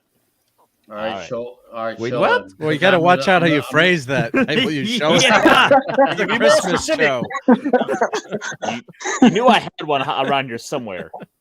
Yeah, I knew. The universe makes sense now. Because if you didn't, it would be crazy. Cool. It's a fighting game. Yep. Oh, too Yeah, it all bad. makes Cool, sense. awesome, man. It's all safe now. Okay, my brothers from the comic book world, I wish you peace. Be good, All right, buddy. have a good one, Fenrir. Bye, All brother. right. Later, Fenrir. So, And Nick, well, check out drunk this tea that I got. Drunk might like to see. These. okay, Drunk, we're going to show you some before we show you my thing. Drunk, take a look at what Mark D with the C has Well, got. I wonder if anyone has Mandalorian tea. I saw this in the Oh, yeah. grocery store. Probably He's a here. case of He's still 20 bucks here. a piece. So yeah, it was a little bit pricier than that, but yeah, I saw that. I said I can't pass these by. So I'm everyone only should here have because Mandalorian Max owns me $2. There's What's some up, honesty. T-shirted? T-shirt. tea. And we were talking, unfortunately with our George getting the announcement of getting George Perez getting cancer, which is near and dear to my heart because my dad also passed away from pancreatic cancer a few years ago. Mhm. And so I'm wearing a F cancer shirt tonight from Arrow. So I was fortunate enough to meet George Perez years ago at a local comic book store. So I got him to sign his run on Infinity Gauntlet. So just got that one hanging up on my wall. And also this is one of my favorite FF covers, also signed by Mr. Perez. We Nick, man, Mark read the you shouldn't do want to do it now, but he did read the letter that George Perez wrote. He read it on the show on the other night when we paid tribute to George Perez, and it's brutal, man. I mean, anything you hear something like that, he's a comics legend. Oh, hey, you got Such the a you got the approval from 3PO here. Says that's beautiful. Thank you. Nice. Thank you. He was such a nice guy to meet. And I'll tell you the story about how he started doing sketches. He ended up doing sketches even though he wasn't supposed Hold to. up, Look at hold that up. cover. So Look at that Captain fantastic America has a more cover. defined ass than She-Hulk. Yep. It is America's ass. Yeah, I was gonna say, to be fair, it is America's ass. Did you have to mention his ass, though, Ironcaster? I mean, It was come on. staring us in the face. I mean, you Dude, just oh had my to. god. It's Adam Warlock. Yep. Yep, you, on your Otherwise known as him. him. Originally him, then I had Him. more. Yeah. Yep. It was him. Yep. Yep. First appeared in Thor Back- 160 or Back something when like him that. had meaning. I I have love that. this cover. I I have love that. this cover. No, I have he that. will be they. We see what you did there, Nick. And of course, number 5. Oh, and then Don Wadsworth say, "Oh shit, you have all 6 signed." Oh shit. Yep. And then what was really cool, my son was about 4 years old at the time. I was just scanning this. Grab We're this. just So a bunch of dudes showing off this their is a toys. sketch. So Oh, what had happened was, Mr. drunk. Chris is It is. Well, I've heard that. drunk. The missus would like to get rid of a lot of my junk, so please do not get in touch with her. Oh no! You know, no, he's, And the way he said that is not what he meant. He meant as in Yeah. toys, not his junk. Boys, yes, yes. This is a family show. So when my son was about 4 or 5, so I said, "Oh, we're gonna go see George Perez, who created Cyborg on Teen Titans, which we were watching with him as a little kid, and he loved it." And but he wasn't going to do sketches, so the rules were you could bring 5 issues, get back online. So I got about 15 issues signed under my PO. Yeah. David Serna. And Yeah, tragic mistake. but- so my son gets up to the line and he says, "Mr. Perez, could you please draw me a picture of Cyborg?" In that squeaky, 5-year-old voice. And he said, "Oh, what's your name, Charlie? Oh, you asked me so nicely. I wasn't going to draw anyone's sketches today, but you asked so nicely. And just so you know, he's not going to look like, the Cyborg you see on the TV show. I hope that's okay." And it was just amazing to see him, sketch this out in front of you and then sign it. And then everyone was giving, and then he, other kids asked, and other big kids, as I said in my Twitter post, and everyone was giving Charlie and me high fives because we got, one of the legendary comic book artists. Then he started doing sketches, and he wasn't charging for them. It was all, all free, and took his time. And it was, it was a really special moment. So I was really happy to get, we've got that in his room. And little did Charlie know that 15 something years later it would mean more to you than him. That's true. Yeah. My wife is like, "Oh, you can't, can't take that from him," but I'm going to scan it so I have a copy. And then I also got to meet Ethan Van Scriver at the same store. So I've got this, Green Lantern Rebirth, which is a great story. Amazing I art. love that story. This is the comic that brought me back to DC after 12 years after it fixed Hal Jordan. It repaired the damage done to Hal Jordan. That was when I actually started liking Jeff Johns for a while, and he and Van Sciver did a great job. Well, the artwork is gorgeous, and he was great to hang out with. And he wasn't nearly as famous back then. I mean, who would have known? But he was, just. I hear commonly fun. he's great with his fans. Oh, really I hear, great. when he's in person, no matter what, even to obviously prior to Comics Guy, apparently even when he was doing during the Rebirth signings for Hal Jordan, the Green Lantern card, I heard tons of stories about how he's super interactive with fans. And I gotta give him credit for that. That's really cool that he does that. Shout out to EVS for that. Seriously. Yeah, he's pretty nice. He was very, very friendly and great to hang out with. And of course, back then there was no I shouldn't say there was no politics in comics, but there was no discussion of, we were talking about, art and how'd you break into the business and, what was it like getting started and, working on all these. Don. Yeah. So I've got the first 5 issues, and issue 6 was not yet out. So someday I've got to meet him and somehow get issue number 6 signed to complete the collection. So, but yeah, it's another fun book series to have. So, and of course, it's brilliant, great art. And then he drew an amazing picture of Spider-Man. Let me call it up if I can. Real quick. For those I who have the don't know, sketches up in Charlie's room. For those who don't know, by the way, you don't know the half of it. The stuff this man has, he is shown on multiple videos on many of our channels. Long tours of his 50 different museums he has in his home, such as his office, his basement. He's got it all. Also, Drunk. Thank you, Drunk 3PO. Thank you. You got to see the videos of all the stuff he has. This is nothing. guys, this figure has that new action figure smell. You know that new action figure smell? Nice. Sandman has that. So, I got one here I could find out with, and it's kind of connects to a few things. Hold up. I want to give someone a heart attack and hold up. I got before Mark U the C shows off. Since we're boys showing off our things. Oh, is that opening time? Open it up, buddy.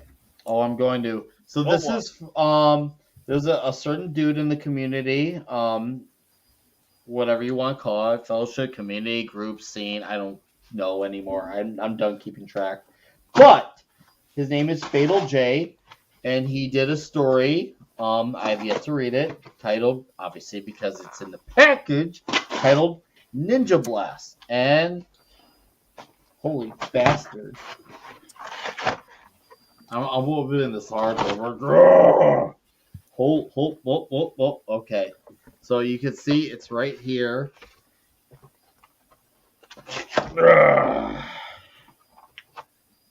Ooh, there's a Ninja Blast sticker. Fuck you, box. Eric K, what's up, bro? Eric K. Stickers, and here is the cover to Ninja Blast. I'm gonna get rid of that bastard sticker. There's that. But it's got like a little bit of like an anime look too. I like with the big bubbly eyes and such. So I like the font they did for the word at the top there. The Ninja Blast. Thank you for supporting my small business. Fatal J, the pleasure's mine. I got some stickers with that here. Let's open up this bad boy. I actually like keeping these type of stickers because it really makes it feel like, well, I am supporting these businesses, Rooney. So, it's one of those stickers. Okay, got it. Oh, here. Okay. Oh, I'm blurry, so let me fix that garbage. Sorry, guys. All right, here we go. We got Ninja Blast. Ooh, ruined the freaking bagboard. Whatever, I don't care. But yeah, look at that. You got it's looks like it's like a martial arts story made probably of the coming of age type. Got the kids probably being the trainee. Can't wait to read this, but I want to look at these stickers here because I'm a big sucker for damn good stickers, and I like the logo with Ninja Blast. It's like you can see what's being said. Here we go. Whoosh. And guys, so Fatal J put this on his YouTube channel, and he had by the time YouTube and Indiegogo. Let me correct myself. When he put out, he had already funded the book out of his own wallet. So I respected the merits that he had put this book out at the point where he had already had it halfway funded. So I'm like, you know what? I respect a guy who would already put so much money into it, and now he's resorting to Indiegogo. That's admirable. And the fact that it's like a whole martial arts story, I'm a sucker for a badass good martial arts story. So I can't wait to read this. I'll probably do a review for it for my channel because that's what we do. And Drug 3PO, since this is your first time on this page, I got to welcome you to this video that we play every time people send me money. All right?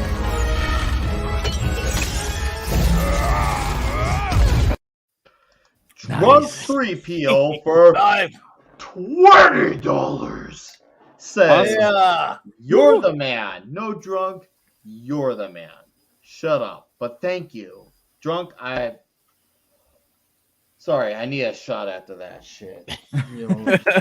Drunk, you're one of the best of us. Drunk, I got to hang out with Drunk once in Vegas for the big meetup, and I would see him sporadically as I was super drunk, and the fact that man survived me the way he did, and now now that's a legendary story that gets talked about. Drunk, next time I see you, whether it's in Orlando, if you're somehow in Illinois, cheers That's to you, great. my friend. And That's I great see to have Fatal J showed up. Thank you so much for much love and support. Hey, Fatal, Fatal J. I will have a review soon, and if you ever want to come on and talk about the book too, I'd love to have you on and talk about it, because I want to see what's in your mindset as far as making the story. That'd be good. Let me know if you're down for that. Love to have you on. Just a thought. Entertaining and drunk. Thank you for the 20. Me and Nick in Vegas. No drunk. You were amazing. Oh, LT, jump in, man. Oh, dude. No, dude. That was last week we skipped. We're not slowing down. So if you want to come on in, dude. Got a lot more you're toys welcome. and junk to show. Yeah, right? we're gonna be showing off. We're gonna be the boys showing off their toys. So we're not done here. And Eric K. said, figured I'd pop in and visit my toxic good friend Eric K. Cheers and much love to you, my friend. So Phil J, Eric K, and Drunk 3PO. Thank you all, guys. You are all awesome. And of course, all the others who have stuck around in here. Yeah, let me know. Fatal, they love your comic. Oh, I haven't read it yet, but I love the cover, and I love the stickers, and I love the presentation of the package. But I can't wait to read it. I'm a sucker for a good martial arts story. But my guy here, Mark D with a C, has got some stuff he's going to show off. So, guys, Mark D with a C, go ahead and talk about the cool things you got. Congrats. So here Mark. was, thank you. Yeah, so this was Ethan Van Scriver. So we were all saying, oh, well, all his typical guys are like, well, could you draw Spider-Man for my son? He loves Spider-Man. He's like, well, I'm not really good at drawing Spider-Man. And he's like, this is, and then at the end, he's like, yeah, this is kind of crappy. I'm like, gee, I wish I could draw this crappy. Yeah, that's good stuff. And watching him, sketch, like they do a light, you guys have maybe most of, if you've seen artists doing sketches, they'll, use a light pencil. And then just to see this appear on the screen, is just on the page come to life, and it was just so amazing. When I'm like, how's he going to draw the hand out there? How's that going to look? And then the webs, and it was just beautiful to watch and action. I mean, there's people that can draw, and then there's people that can really draw. That are a cut above, and he's one of those talents that's very rare. So that's also that hangs next to Cyborg in my son's room, and I have not stolen it from him yet. But I will make a copy. But it was another fun story, and hopefully Charlie appreciates these things in his room. I guess he will as it gets someday, hopefully. But those are cool. Yep. And I also have, of course, show a couple of toys that are just within reach. It's the Christmas Christmas time. So here's one of the. There's a few things that I have around. I think I've shown this guy before, but I'm a child of the '70s, so here's the the good $1 Million Man. So of course, barely alive, Steve Austin. Yeah. Toy Paloy did a video on fixing his arm with a balloon. The skin goes bad. Real quick, shout out to Dragon Master 360. What's up, dude? And shout out to Glinzer. I see you as well. Welcome, guys. And now Rudy says, now I really hate you, Marty. I love it. I think. Stick around. You'll hate him more. You should watch his other videos. You'll hate him so much you'll want to. Never mind. Yeah, he'll do a bionic punch. I got to fix his arm. Steve's arm isn't fully functional anymore. The button when he'd lift the arm up, and then for those of you that remember, he had the camera where you could look through through his eye, and have his eye. So that's a fun one. Max was showing Beta Ray Bill. So this was from the Silver Surfer line of toys. I think this is one of the better bills there is. There are. My God. Yeah, that's a great sculpture. I mean, that's an action figure. Yep. That's Look at the shoulders. Look at that figure. That's from that Silver Surfer line from the late 80s, right? Man, that chrome paint is just. I'm gonna have a straight up madgasm. Beautiful. Oh my so God. It's in the cape. The cape. I think it got a little discolored. I had to put some film on. I put UV film on my windows now, so my windows won't. Is way better. I love this figure. Mark, I'm sorry to interrupt you. Forgive me, but your Beta Ray Bill Silver Surfer animated series figure is way better than my Marvel Legends Beta Ray Bill. And I like my Marvel Legends Beta Ray Bill. I really do. but yours is way better. And that's funny you show off that one from that particular series because I am eyeing at one on eBay of the Adam Warlock from the Silver Surfer series because I've been in such an Adam Warlock kick. They do got one, Clobby. Yeah, they do. Warlock was not. They did not really do it well. He was pretty good on that one. They really did not do Beta Ray Bill well on the Silver Surfer episode, though. No, episode wise they didn't, but that figure though. That's what I'm saying. This figure's from the comic book, right out of Walt Simonson design, and yet on that show they didn't handle the Beta Ray Bill is nothing like. I mean, it's not even the same character. Drunk is saying, just a reminder, I have a P.O. box, and Fatal J here saying, whoa, that Bill action figure is. That was a really nice line. He's not wrong. Fatal's speaking the truth with that statement. Oh, that right. is beautiful. You need to do some dusting on it, though. Yeah, I did need to do some. Don't tell Raquel. Yeah, I need to do some. I'm telling Raquel. I'm telling Raquel. Yeah, Raquel. Yeah. I always had the dusting brush nearby because I get harassed for not dusting these damn figures. If you have thousands of action figures, yeah. But yeah, they did a great that whole line. If you can find them on eBay, but they did a really nice job with that whole. Seriously, there's that's a cool figure. There's a fire. Is it Fire? Who's in the Frankie Ray? There's a really cool Frankie Ray. Nova. And that's Nova in that series. Or here's a random figure I keep on my desk. I'm just grabbing stuff that's around here, but you got to have a samurai. Oh my god, dude! Remembers John Belushi on SNL. Kind of skinny for John Belushi, but still a great figure. Yeah, it could be Nick Weiser. Yeah. Yeah,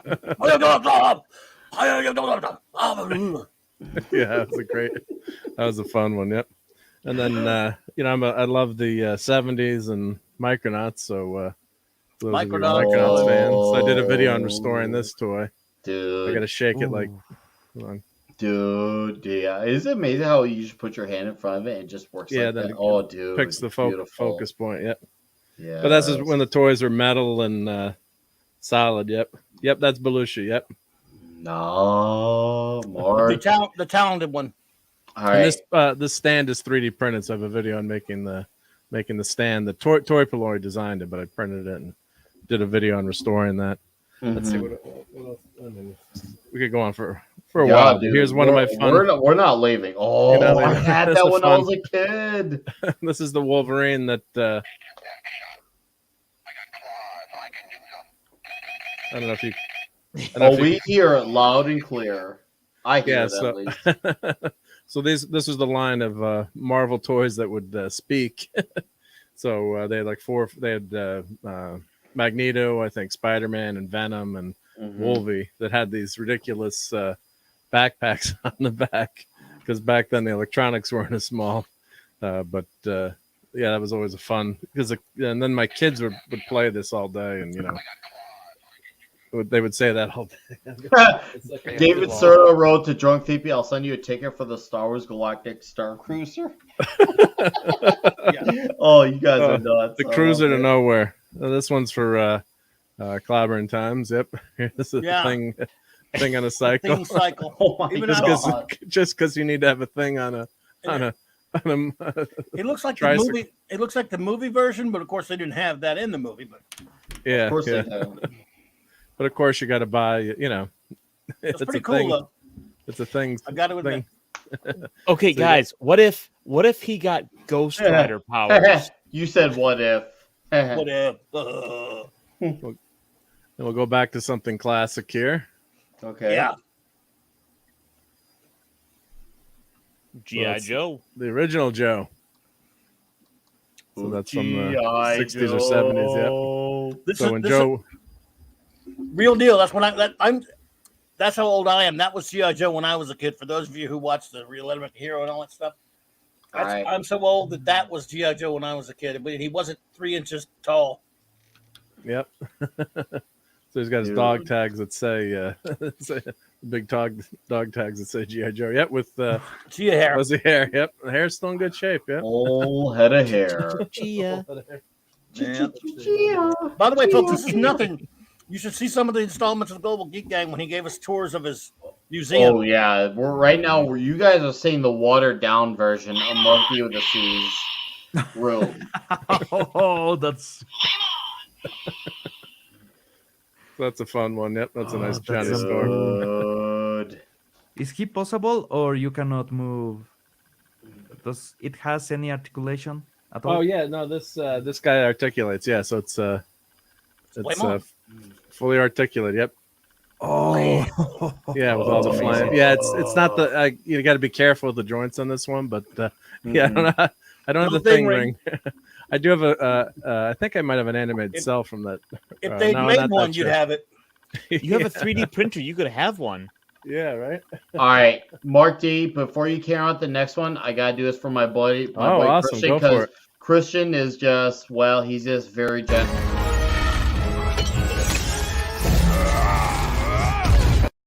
Christian DeLorme for $3 says from this awesome panel. Can I get an opinion on the original Hulk 2s with Lou Ferrigno? Guys, you want to chime in? Yes, its actual title, a lot of people don't know this, was The Incredible Social Worker. As you all know, he'd storm into town, just running from the back when you could be pretty anonymous and not have people catch you, and that music didn't sound like that, but fair enough. And then he would get involved with someone else's problems. He would get beat up. He would Hulk out. He would get back to getting into someone else's problems again, then Hulk out again to solve it. Then he would go back out on the road. It was a great show, though. I mean, Bill Bixby was just brilliant. Yes, fun show, but it was extremely formulaic at the time. You couldn't do much else with no budget, and try telling that to a teenager who's like, I want to see Hulk smash. I want to see him fighting the Abomination and the army and stuff. But still, good show. I love that show. Yeah, okay, so Pablo, and then Mark, any opinions on the Hulk show? Yeah, I remember when that came on, my mom would not let me watch that because she thought it was like a horror show.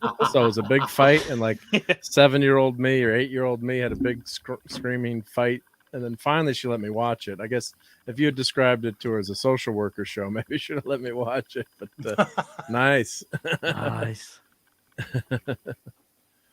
You ruined his head already. I already ruined his head. Giant fists and all. I took the regular head off. I'm like, come on. You think I'm going to...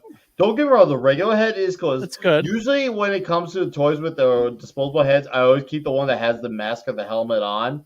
But this is one of those ones where the alternative is equally as good. So I'm like, dude, hell yeah to this. That completes the Sinister Six now. You know, that was the last one to be done in that line. Yeah. Hey, you're right. On the plus side, you can use that alternate head sculpt for a custom Chris Cuomo action figure. Nice. So there's some more sand pieces I'm going to show off here real quick. And then I like this one, the boulder. I might put that on the right hand. Wait, hey, can you use the pieces to do kind of a diorama with him coming out of the sand? You could. Hey, Lord Thoth, I see you're saying about shipping is over $100 my sideshow. Thoth, come in here, dude. Come on. You know you want to come in here. We're not going to... Literally, guys, we usually do 2 to 2.5 hours. I can go 3 hours tonight. I'm not joking. As long as these guys here are with me, Pablo, Caster, Clobber, whenever they gotta go, they gotta go. But I can be here for another hour. Just saying. And Alec Harrelson, hail. Hey, yo, folks. Great group and show. Thank you. All right, back to our excellent co-host, Mark D with a C. Come on, LT. Oh, Cara Dune. It's AKA Drunk 3PO's non-girlfriend. I feel like if we flash that, he gets summoned. Right? It's like he does. They may as well be dating. Mark, which I totally would support. Mark, you're muted. Yeah, I'm muted. Not boomer moment. I went up to grab the figure, so I muted it. But yeah, unfortunately, I did get this. But when she got the can, I had ordered a bunch of figures, and they all got canned. I was so mad. But maybe drunk, we can make a trade. But yeah, so I was able to get that at least. And then, of course, I love Dr. Old Who. Even Old New Who. So Pops, what are you showing Funkos for? Oh, that's a cool Funko. Oh, dude. Don't blink. I'm so disappointed in you.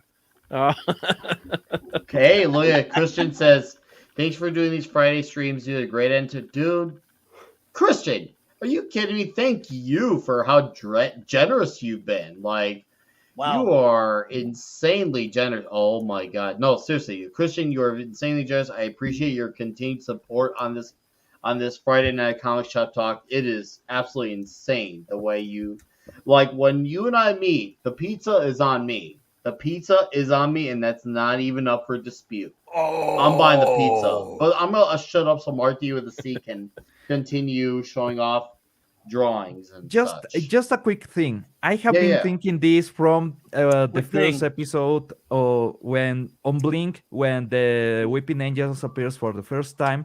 Why does anybody think about closing one eye, opening it, Well, then because you always closing end the up other? blinking. You always end up blinking.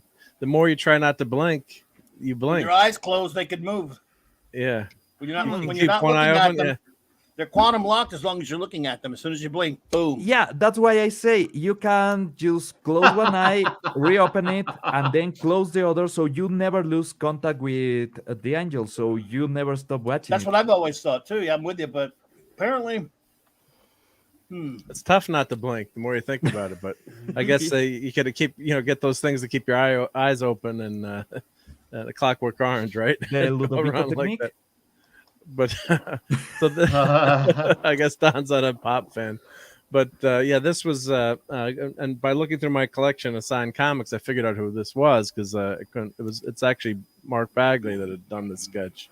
Oh, Christian Delorme. Oh, it's on like Donkey Kong now. It's on. It's on like Donkey, not just like Donkey Kong, but Diddy Kong too. So I was organizing my some of my comics. I have a box upstairs, so oh my figured I'd goodness, show a oh few. my,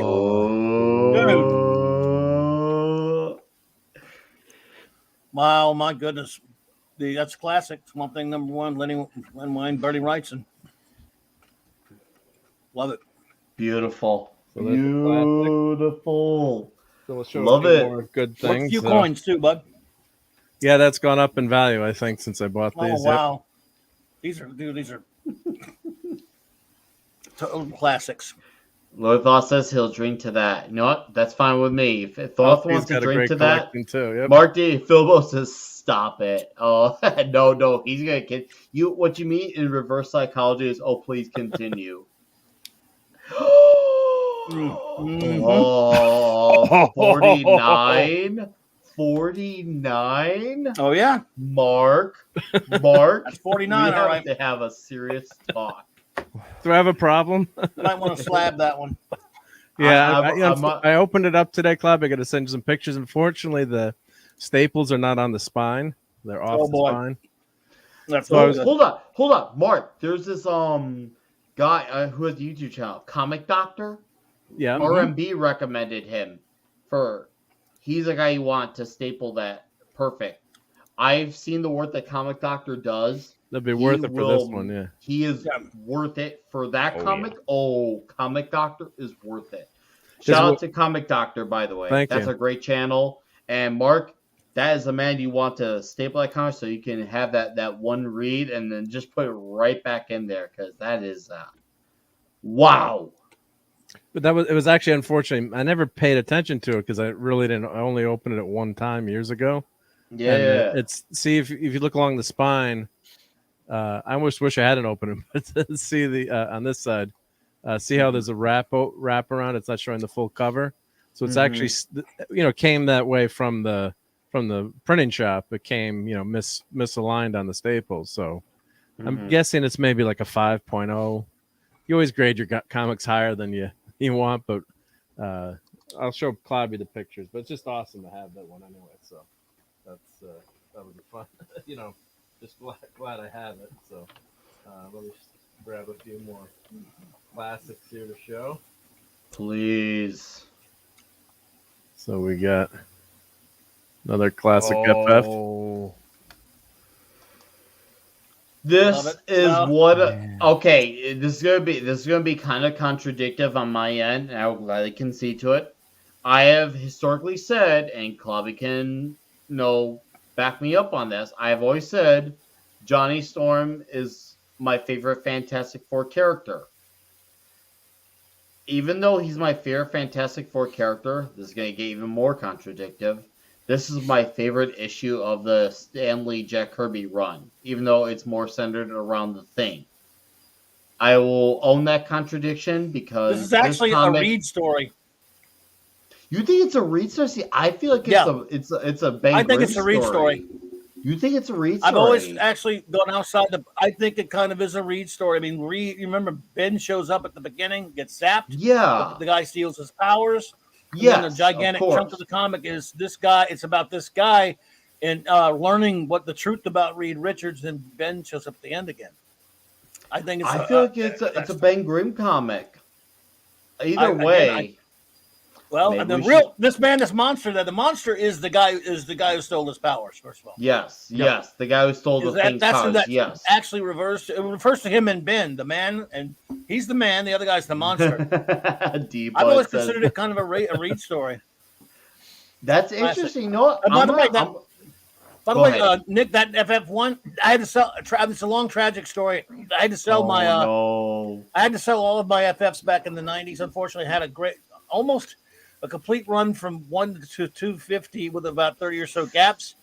But I kept number 51 because I had Jack Kirby himself sign the opening, the splash page. Oh my God! That's the one you still have. Okay, I'm glad you kept that one. I'm glad you kept that one. Oh yeah, no, I would never let that one go. Now, D-Bud says here, my remaining comic collection great enough for sale. And George Scipio says that's getting into the heavyweight division with that comic, right? Christian's like, that's pretty cool. And then and Thoth says great cover. Hey Thoth, I mean I know you're probably at the point where you're drunk, but just if you want, you can check the group message, you can chime in. If you don't got post the show. I love your perspective. I love this cover. I just love your perspective, Thoth. Great cover. Oh my God. That's an all-time classic cover, Oh, that's an incredible 10 out of 10 cover. And you guys will hear me give 10 out of 10s often. So when I say that shit, it's a very serious thing when I give my 10s. That's a 10 out of 10 cover, guys. We're at right now, what he's looking at, we're in peak Kirby cover mode. I mean, this was when his art interior was at its finest, in my opinion, of almost his entire career, especially for the FF run right there after number 44, 45 on up to the left. And then the covers, I mean. All right, show us cover, and now I'm going to show off what Christian did again, because Christian's just crazy. Says guest starring Wyatt Wingfoot. Oh my God, I remember that number 80, dude. Oh my God, D-Butts. I used to have FF number 5, and then from number 8 up into the 300s. Nice. Holy fuckery, fucka, dude.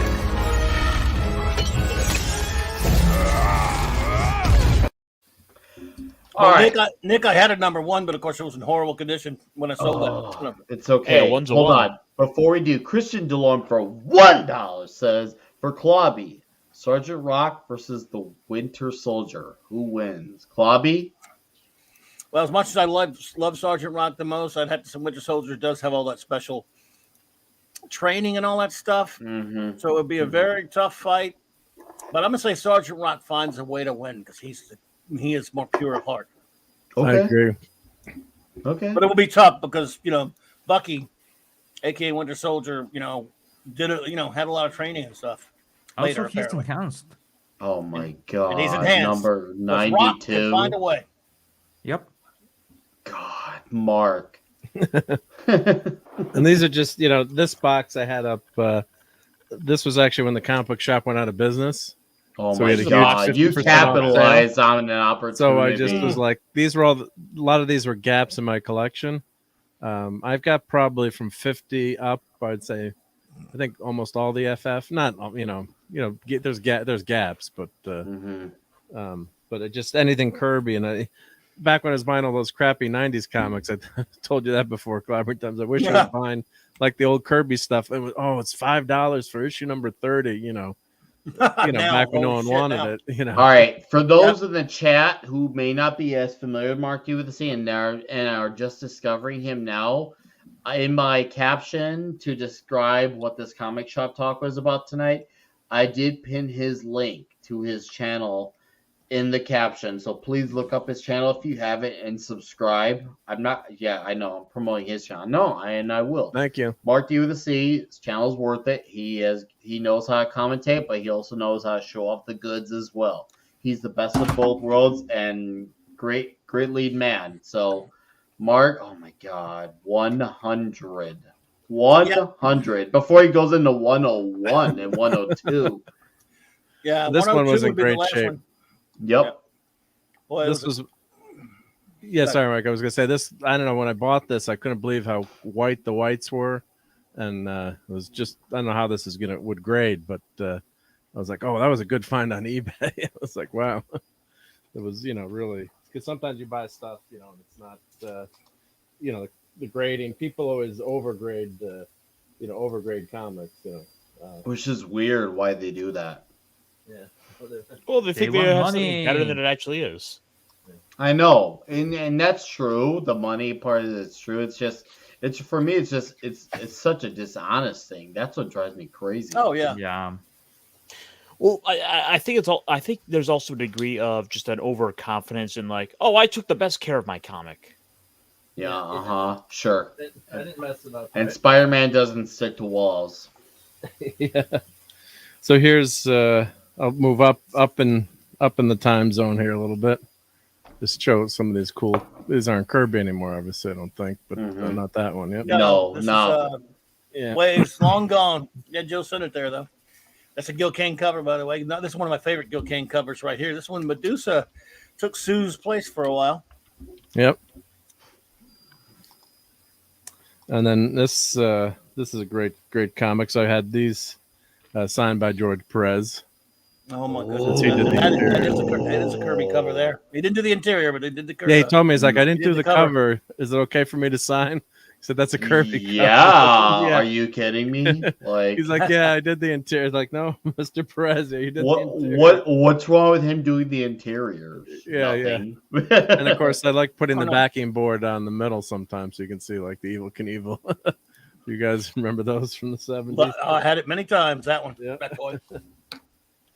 We get that almost every Christmas. And we tear it up and get a new one the next Christmas. That Evil Knievel toy. Another Kirby cover. Gore the God Butcher. Yeah, Kirby Wow. cover again. The gorilla. Oh, sorry, Gore the Gorilla. He was smart, actually. Yeah. I was a bought great that at a story. church tag sale. I remember buying that one. Because led into Ben's the- wearing an exoskeleton. That led into the counter art story, remember? So this is Kirby cover? these are all signed by Mr. Perez. So I just went through, my collection. I knew it was communist. So what do I have that you can sign? Rudy says, Rudy said, love that toy. And then D-Buds, I still have FF 74 through 99, which were the issues I bought the newsstands in the late 60s. Not the actual copies I bought back then, but better condition ones. Hey, you got better condition Nice. ones. You're not losing. There is a sentimental attachment to the original copies, Yeah. but there's also that when you get the better condition one, is much of a win. You're not losing either way. And or that Frightful Four. Well, hold on, was that Ulysses Claw on that cover? No. That was Trapster. Oh yeah, Wizard. Peace Pot Pete. Pete. Peace Yeah, Pot Pete. Peace Pot Trapster. Pete. And yeah. Sandman. Yeah. That's Oh, a nice, okay. a nifty John Romita Sr. cover on that one. And the Wizard. Christian says Mark is cool. He plays And the Brute. Fortnite every Tuesday morning after my shift. Do you work third shift, Christian? I would like That's to Perez know. cover there. Okay, let me show up the cover and then I'll highlight this comment. Man, that is fucking gorgeous. Yep. Did I get that one signed by him? Nope. I don't know, did you? No, I didn't. Oh, crap. Dragon Master 360 says, I grew up to be in the generation that's all about being sensitive and to people's feelings, not being willing to make fun of people every now and then. Hey, Dragon, you can take digs at us here. I'm not joking. You can take digs at us here. You're in great company here. Yep. And then That's thick skin ahead. like the Thing. yeah, literally. I love this. There's a great scene with Johnny in this comic, this Perez issue. I don't know if you remember it, where they go to Salem and meet these witches and stuff like that. Meets this really hot chick. She walks up and he's smiling at her. She goes, "Hi, I'm called Succubus. I have the power to drain men's souls." He goes, "Nice knowing you."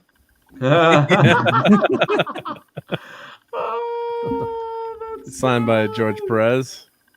There's Claw there. There's Claw. Beautiful. See, Nick, you asked. Yeah, I asked and you Asked for some responded with the Claw. claw. There you go.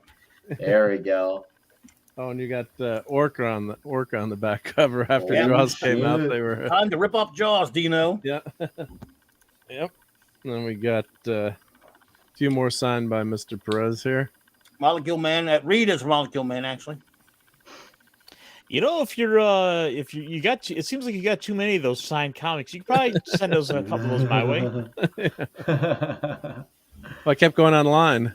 I kept going back with my 5 copies. In the end, he's like, "Oh, just give me the rest of your pile. Just sign them all." That's a great Perez cover there, dude. That's I love funny. that story, Just sign. I'll just sign them all. I Yeah, well, love it. then everyone had left, and then people were getting the artist. It was either artist edition or the Art of George Perez, or like his big hardcover signed. But that was really nice too to see people getting that signed. Deba Martin says, "Paste Pot Pete, Eric's K's favorite show right there."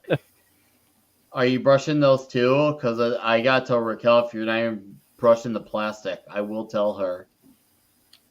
He's looking. That's a Burn cover there. This was Burn. I actually like that one.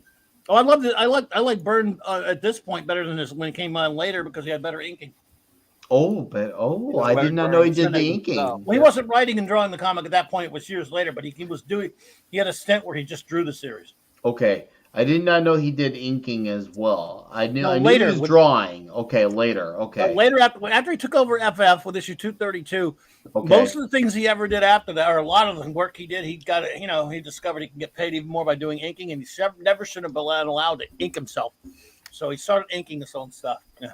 Oh, This one's for Christian. Clobby. That's what's up, Christian. Oh my Burn. god. Yep. There you go, Clobby. All right, Clobby, I gotta be that guy. What was Mark C's feelings towards this? I'm sure you've had this discussion. Toward this? Yes. Did he love that one? Would Mark C that have... particular issue we never talked about, but Really? he loved Burn. I know. That's what I mean. Like, I actually would listen in a few times, and I knew you guys had your discourses, so I'm like, I wonder what his feelings would be on that one. Well, we never talked about that one in particular, but you can guarantee him. I'd go out on a limb and say he probably liked it. He loved him some Burn. Even I loved a lot of Burn too, but not that. I think he got terrible in the book. Cap's Cookie Quartet. Cap's Cookie Quartet. Yeah. Now define Cap's Cookie Quartet. +1. Well, a little bit before that, if you show that issue again there, Mark. Mhm. So a bunch of the other Avengers had left. A little bit before this, though, because it was for Goliath, aka Hank Pym. So it was just Cap, and he had Hawkeye, Quicksilver, Scarlet Witch, and I think he had someone else. It was just the 4 of them for a short time, and then somebody else would come in here and there. And so it actually just was referred to.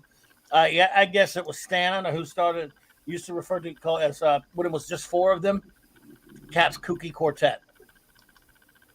It's a saying from the Marvel bullpen days of the 60s. I'm sure Deep knows that.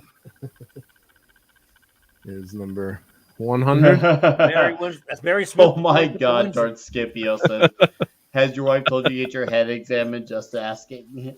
No, she just like, when are we gonna get rid of this stuff? We got too much junk here. Yep. Oh, hey, hold on, guys. Let's It stop is here. not junk. For our guy Christian Delorme here says, all right, boys, I'm cutting out. Thanks for doing this, Nick. Good night, all. And Christian, good night to you. Thank you, as always, for your excellent contributions to this panel every single time you're around. I cannot wait to meet you. We're at the best pizza. We're gonna have a lot of alcohol. It's gonna be great. You have a fantastic sleep night, whatever it is that you're due. And I will see you next Friday night, my friend. And I will respond to your email as soon as I can. You take care, sir. Thank you again very, very much. Go ahead, Mark. Good night, sir. Carry on. Signed by George that's Perez. Yeah, Kane cover book. Rest inside. That's the final battle against the power of Kang. I I actually like this cover. I do. I actually like this. I would say it's like an incredible cover, but it's a great, solid cover. Well, I love Gil Kane, so I mean he did a lot of my favorite covers, and this was a good one. This great to see is Beast a good in there. one. Yeah, right. Speaking of, I knew D-Bug would know. are we getting to the? Okay, I want to bring something else because I don't know if Lord Thoth is still listening in, but Thoth had recommend 2 weeks back before he took the one off the skip week. He had recommend that all about his Hawkeye recommendations. I actually listened to him. I sought out the Avengers number 174, which is where Hawkeye saves the Avengers. Yes, Hawkeye saves the Avengers from the Collector. And I bought it digitally. Yeah, sue me. Or whatever. But now I'm going to seek it out on a physical because not only was that a great, fun issue to read, but you really see how a guy who's just a human, as brilliantly minded as Clint Barton is, against a cosmic villain like the Collector, outsmarts him and beats him and saves the Avengers. Hawkeye saves the Avengers from the Collector. Like, that's like a Daily Bugle headline waiting to be read. And it's such a fantastic comment. I might even do a video on it. I might ask Lord Thoth to do join me on that video. But anyways, Mark, It's just in breaking news. Hawkeye saves the Avengers from Spider-Man. Yeah, right. So what's special about this comic signed by Tony DiPreta? Mm-hmm. So good friends with his son. So what I'd done, he'd asked me, and my buddy's a comic book collector too, but nothing like like I am. But his dad grew up, working for Marvel in the industry. And of course, he went to the bullpen a few times. It's like, oh, if I'd only known, as a kid, like he went into the Marvel bullpen in New York and got to meet all the artists and everyone. I'm sure assuming he met Kirby and all the greats there. And when he was getting older, I found a bunch of comics on that website, Atomic Avenue, and he wanted to get books signed for the kids and grandkids. So I found about 20 or 30, Marvel books that he had done and was credited on as being the artist. And got him to sign a bunch of books. So of course I kept a few, and That's a cane cover there. Cane cover, yep. And but he, Rich was really happy to be able to find that, and I was able to find those and give him. I just gave him like 20 or 30 comics to give out, to all the grandkids and family to get signed. So I kept a couple for myself. Hell yeah, D-Bud. Gotta love a Gil Kane cover, brother. I saw this guy. I saw Gil Kane must have done 30% of Marvel's covers. They're saying not that I'm complaining. Glinser here says Creatures on the Loose looks great. Never even heard of that. And Mr. Kupperberg signed this, Paul, and I used to hang out with him every week, pretty much at the local comic book shop. So we'd go there. You go when your books were in on Wednesday, and you'd hang out, and he was always there in the store too. Telling stories, and he was working on Archie at the time too, with the magazine format of Archie, which is Rivendell's kind of based on. And he had some interesting stories about working there, which I can't repeat. But he was a great. He was just writing person. At that point, because I think he was writing. Yeah, and his brother Alan is the artist. Yep. Yeah, that was. I think the art on that comic was Kurt Schaffenberg or something like that. Oh my God! Tales to Astonish. Wow. Namor. It's an old one. Yep. Yeah. Fuck, dude. Man, Mark, you're absolutely killing it with these. Lindsay, Creatures on the Loose was kind of like an anthology comic. They put different stuff every time, no recurring character or anything like that. Until later, but I recognize that one. Yeah, the new. See, I'm not even an X-Men guy, but I do recognize that cover. Mm-hmm. I do recognize that. Here's the thing. I don't hate Liefeld's art, but there are moments where I hate it. There are moments where I hate it, but there are moments where I don't mind it. I know it's a very conflicting. I'm not a gray area guy but there are some exceptional moments where I'm a gray, and he is one of those exceptions. There are moments where I'm not wild about, but there are times where I don't mind either. And this one, I'm just kind of in the middle. I'm indifferent on it, but I know the key issue though. Yeah, it's a key and issue. My buddy gave this to my birthday this year, so. Jeff or Geoff, as I tease him, and he's like, "Well, I was going to give you the one, the one with Deadpool, but I couldn't find that yet. Next time, I'll give you that one." Mm-hmm. So he's got New Mutants 97 with the first Deadpool, or 98, whatever the number is. Of course, I have almost every New Mutants except that issue, but Let's see. And there's another one signed by Tony DePretta that he worked on. Dude, I like that cover. Isn't that cool? Actually. Yeah. Don Woodruff asked it as a free. I'm not an X-Men novel guy, so I couldn't answer that question. Love it. All right. Yeah, there first you go. appearance of Cable. Yep. That one's worth it. That one's key issues worth a bit. My cousin Alex, he has the first ever Cable #1. I remember he used to brag about that to the end of time, about how he had the first ever Cable #1. These And classic Greg- illustrators are fun, but everyone thinks they're worth a fortune, and they're not. No, they're not. Dragon Master says, "Okay, guys, I gotta go ahead to the distant planet Dreamland. Have fun, guys. See you next time." Dragon Master, have a good night. Thank you again for hanging out. I appreciate the comments as always. I will see you yelling at park cars on Monday evening. Take care, sir. And then, people with foot fetishes. Trust me. I know, D-Bud. I know. I'm well aware of the story.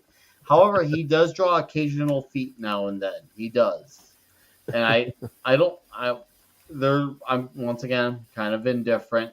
I don't hate when he draws feet, but I don't necessarily like, wow, he draws amazing feet. I'm just kind of there.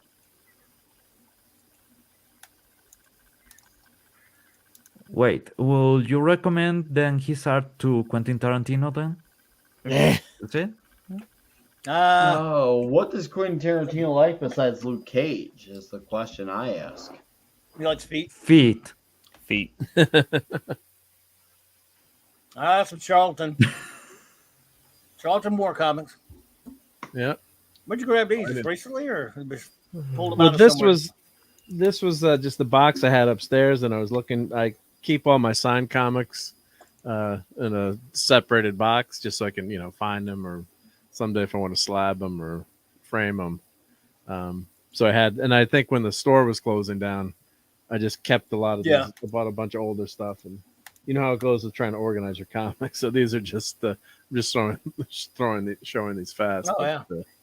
Mort Walker, great cartoonist.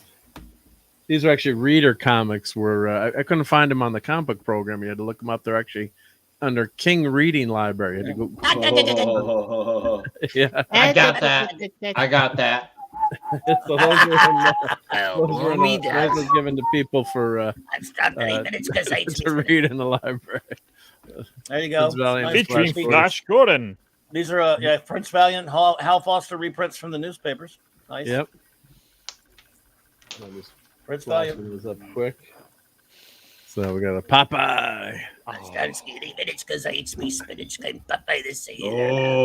that looks good, dude. Yeah, the art's pretty good. I thought in that one. Yeah. Then we got the Phantom. That's really good. Oh man. Yeah. Jim Aparo. Oh, sorry. Well, that's Pat Boyette right there, but I mean, Jim Aparo did some good Phantom. Man, that's real. Yeah, I know, D-Bud. I hear you. Tuska.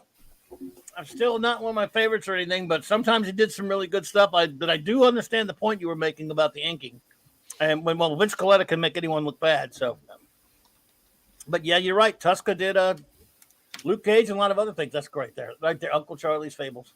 Yeah, these are great. There's only 5 issues in this series, and it was retelling of fables and fairy tales. Kind of an adult modern way. And almost looks like an Atlas comic. Yeah, what's the? Oh god, I looked at the artist's name who drew this. He's famous. I can't remember his name. He did the cover too. Can't really. I'll look. I'll let you know after. But yeah, it's great. Some great art. What's up, Jeffo? What's the comic comic called? It's called. If someone Googles it, Uncle Charlie's Fables. Is that an Atlas comic? I love the cover. I've got it's in my program. I'll have to. Let me know because the art. I'll doesn't look Google like it anybody right I now. can I'm not really gonna look it up. recognize. Uncle. The art looks familiar, but Charlie's Fables. So it's I can't even tell what issue number it is. Charles Biro, Biro. He was pretty popular, but not really as an artist, but not for comics so much. At least not for any mainstream comics. Yeah, I think he. Let's see. And he did. Oh, he did. Crime does not pay. Also, and some Daredevil. I'm not trying to read what this guy's. He worked on Daredevils, the original Golden Age Daredevils. Yeah, yep. So that's the artist on that one. So. He wasn't the only one, but yeah, he did do it. Did do that a lot.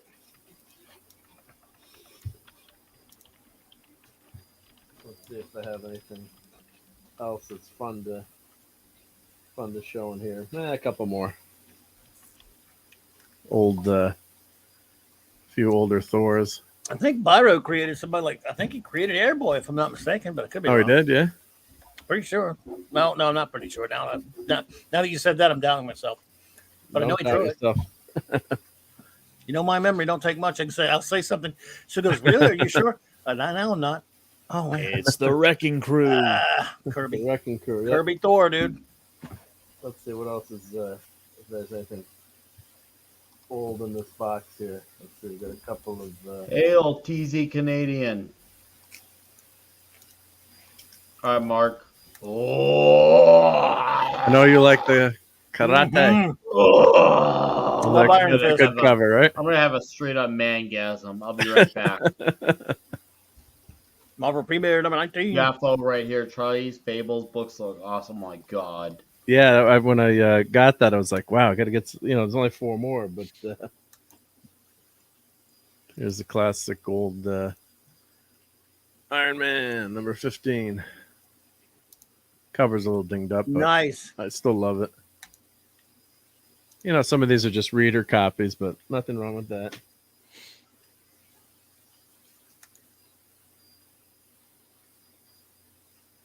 And we're talking about D-Bud's territory right here. Yeah.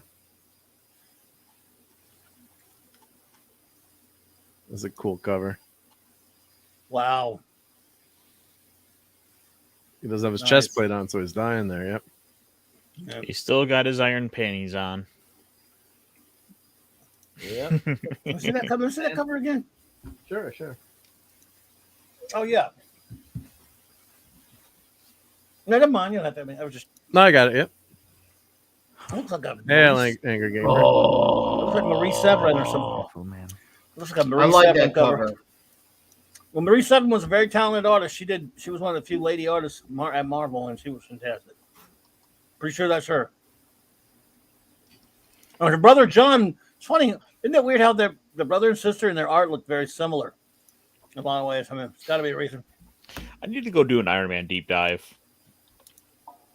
D. Bud Martin's the guy for that. Well, I'll tell you. Well, if you don't mind reading digital Ironcaster, and you might, if you don't, around this time last year, Comixology started putting a bunch of Masterworks on sale. I got a bunch of them for like 99 cents or whatever, 98 cents or whatever. Got a hell of a bunch of them. If they do it again, I'm gonna stack a bunch of them.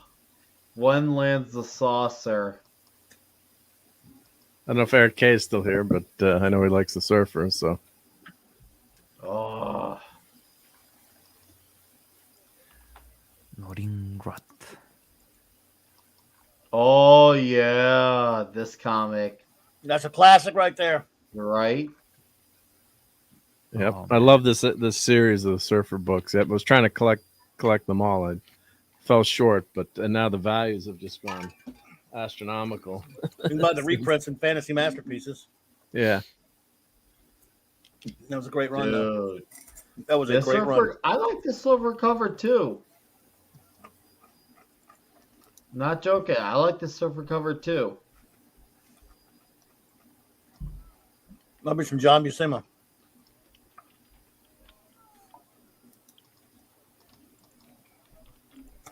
Underrated artist.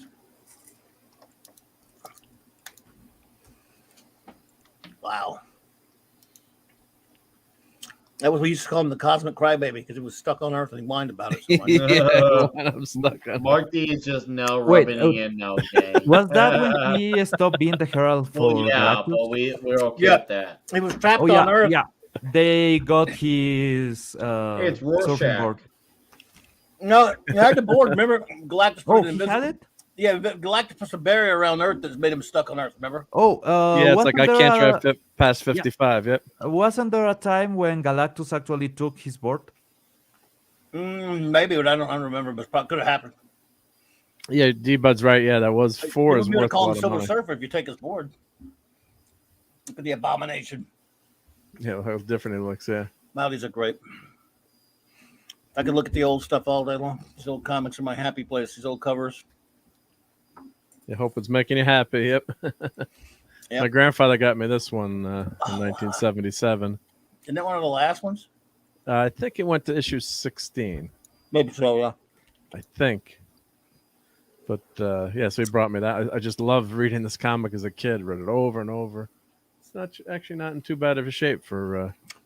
Dude, are you kidding me? No, it looks, at least from here, it doesn't look shabby at all. You know my favorite Silver Surfer meeting? What? Was Tomb of Dracula number 50 when Silver Surfer fought Dracula.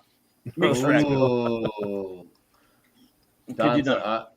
I just picked up Silver Surfer Volume 350, the one that leads directly into the Infinity God with the. Ooh.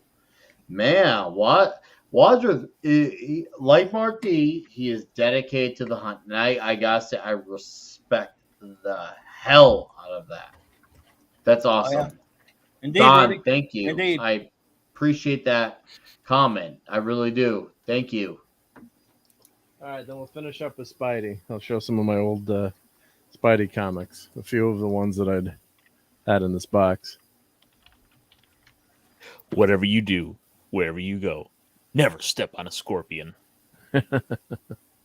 Or try to go across a lake with him, right? Or river. What's the old fable? It's in his nature. Yeah. Well, using insecticide is in my nature, so bye-bye. Great Ditko covers. I love that pop art logo on the top. Yeah. Top right there. Yep. Or left. Mm-hmm. Yep. Wow, imagine living with this. Stan was such a hypester with that pop art stuff. Oh. I almost cool bought cover. Surfer number 1 at the grocery store, but I dropped my Chrome lost, so I couldn't. Oh, no. Oh, no. Oh, if that ain't tragedy, then my name is Nick Weiser. Send me your Damn. PayPal. I'll send you a quarter. Thanks, Rudy. Yeah, Rudy's awesome. Another great supporter as well. I love Rudy. Great guy. I love the this cover. man. John Romita. Oh, this. I I'm in love with this cover because it tells you about the weight of the situation of this issue. Yes. But it doesn't also give away everything that happens in this issue, which I think is the job of a comic book cover to do, is to tell you what the issue is about, but without telling you everything. The issue did. This was a great one. Nick, This cover. That's You one of the want- greatest all-time covers. you want some sacrilege? You want some sacrilege, dude? I actually prefer the Romita run to the Ditko run. I know it's evil. I love the Ditko run. I love it. But story-wise, in particular, I mean, I don't know. There was something about that damn soap opera Romita run that was really good. Okay. Here's where I'm at, Clubby, on it. I'm more or less different from you. Okay. I prefer the Ditko art, but storyline wise, I do think they may be on equal footing. Right. Well, storyline wise, they may be on equal footing because there's some great stories that came out for the Romita era. There really is. I will not deny that. Oh yeah. And here you go, signed by John Romita. Yeah, but senior, I hope, right? Yeah, it's senior. Yep. So it's allow it, even though it's modern. Yeah, that's why I bought it. Yep. I have met Romita, but he's still with us, believe it or not. God bless him. Yep. So they did. This is number 31 of how many? I don't know. I got Romita to sign my Fire Sign trade paperback reprint book from the 70s. So the Spider-Man stories of his. Nice. Yep. I think this is when the Torch. Is this when the Torch around the time the Torch died? I don't remember now. They keep killing off characters. But, yep. And, all right. Well, I might as well finish the box up. Okay. Here's what we got here. Might as well go to this. You know, we like Star Wars, right? The old Star Wars. So. Oh. Swing that saber, Ben. Yeah. Dude, that's a cover. Movie didn't happen in the movie, but that's okay. See, this is what I mean. That's where I'm conflicted because the first few years were made as my favorite. I can understand where that comes from. That those early years of Romita are incredible. And that was like when I had watched the Spider-Man 2002 DVD when it came out.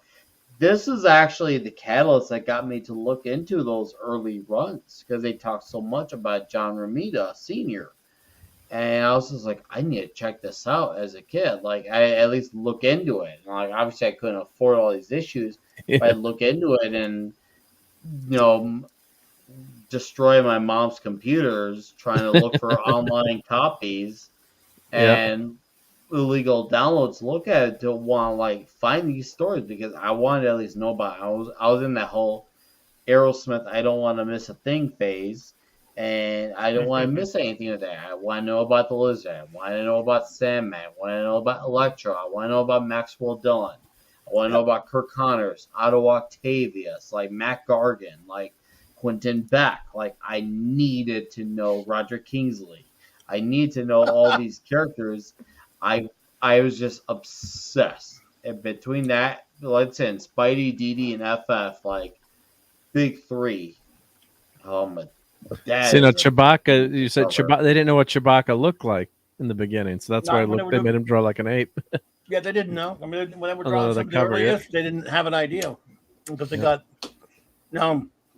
And I bought these in Caldor, a local store, in a 3-pack, and it didn't have the UPC. So for years I wasn't sure what that meant. The Whitman reprint things. The Whitman, yeah. So, but yeah, I remember buying these. That's worth a little bit right there, don't you? Yeah, bought these as a kid. Yep. And I ordered different printings. And I ordered the action figure of is it Jax? Jax. They never came. I ordered them from Best Buy. I got to see what happened. Send me a quarter in a time machine. Yeah, I don't know. I don't want to say. Well, D-Bud knows his comics, so I don't want to say how much that Surfer #1 is just skyrocketed in value lately. Unfortunately, too, because I want to get that. I'd wanted to get that issue, and it was in the shop, and it was $100, and I almost bought it. $100 is a lot of money for a comic. And, yeah, Jaffo. I would like for you to send me that. That would be awesome, dude. Whether it would be I probably got around 20 minutes. If you want me, we could look at some stuff quickly tonight, or we could do it for next Friday. Either or, whichever works for you, dude. I would love to view what you got, Jeff. Whatever you prefer, I am all in on that. And this must be a spam. That's spam. That'll give you something for next week, though. So there you go. And Thor says, "I'm not so sure about this outfit, but my outfit sucks." Yeah. Okay. I don't hate the outfit, but I don't love it. It's just kind of there. Yeah. It was a con exclusive figure, so I got it. But yeah, I can understand that. So, but it's not the. So, but I appreciate we could keep going, but I don't want to bore anyone. So, no, dude, are you fucking kidding me, Mark? Are you fucking kidding me? Well, maybe let's see. No, Jeffo, dude, we'll do another 2.5-3 hour one for next week. Why don't you, Jeffo, go on my about tab and send me your stuff. There's a link to my email, and send it, and I will gladly view that shit next week, Friday.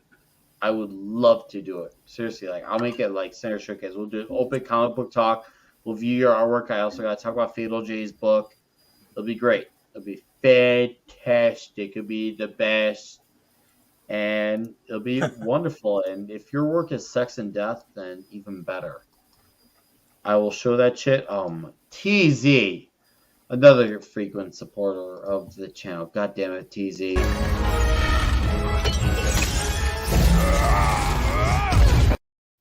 TZ Canadian for $10 says, okay, I don't have any comic books myself, but because of listening to you guys, I bought an autographed copy of George Molo's book, Greek Coffee on Amazon.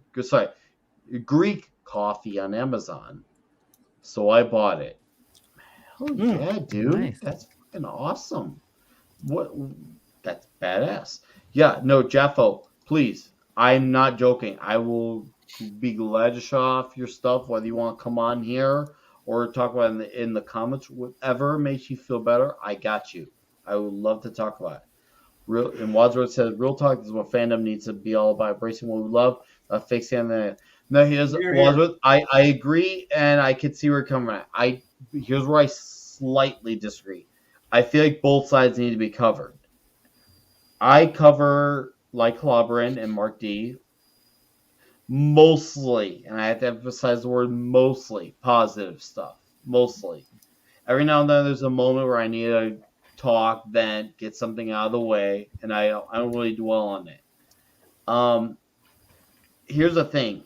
A lot of these things, these terrible things that are coming out lately out of Hollywood, they're not going to go away, whether we talk about it or we don't talk about it. But we do need to get to normies. I'm not saying we need to push on them, but we got to try to do our best to get them to understand why it's happening. Because it's at the end of the day, it's the normies who see this just as whatever. We still got to try to reach out to normies. It's not about us liking or hating it.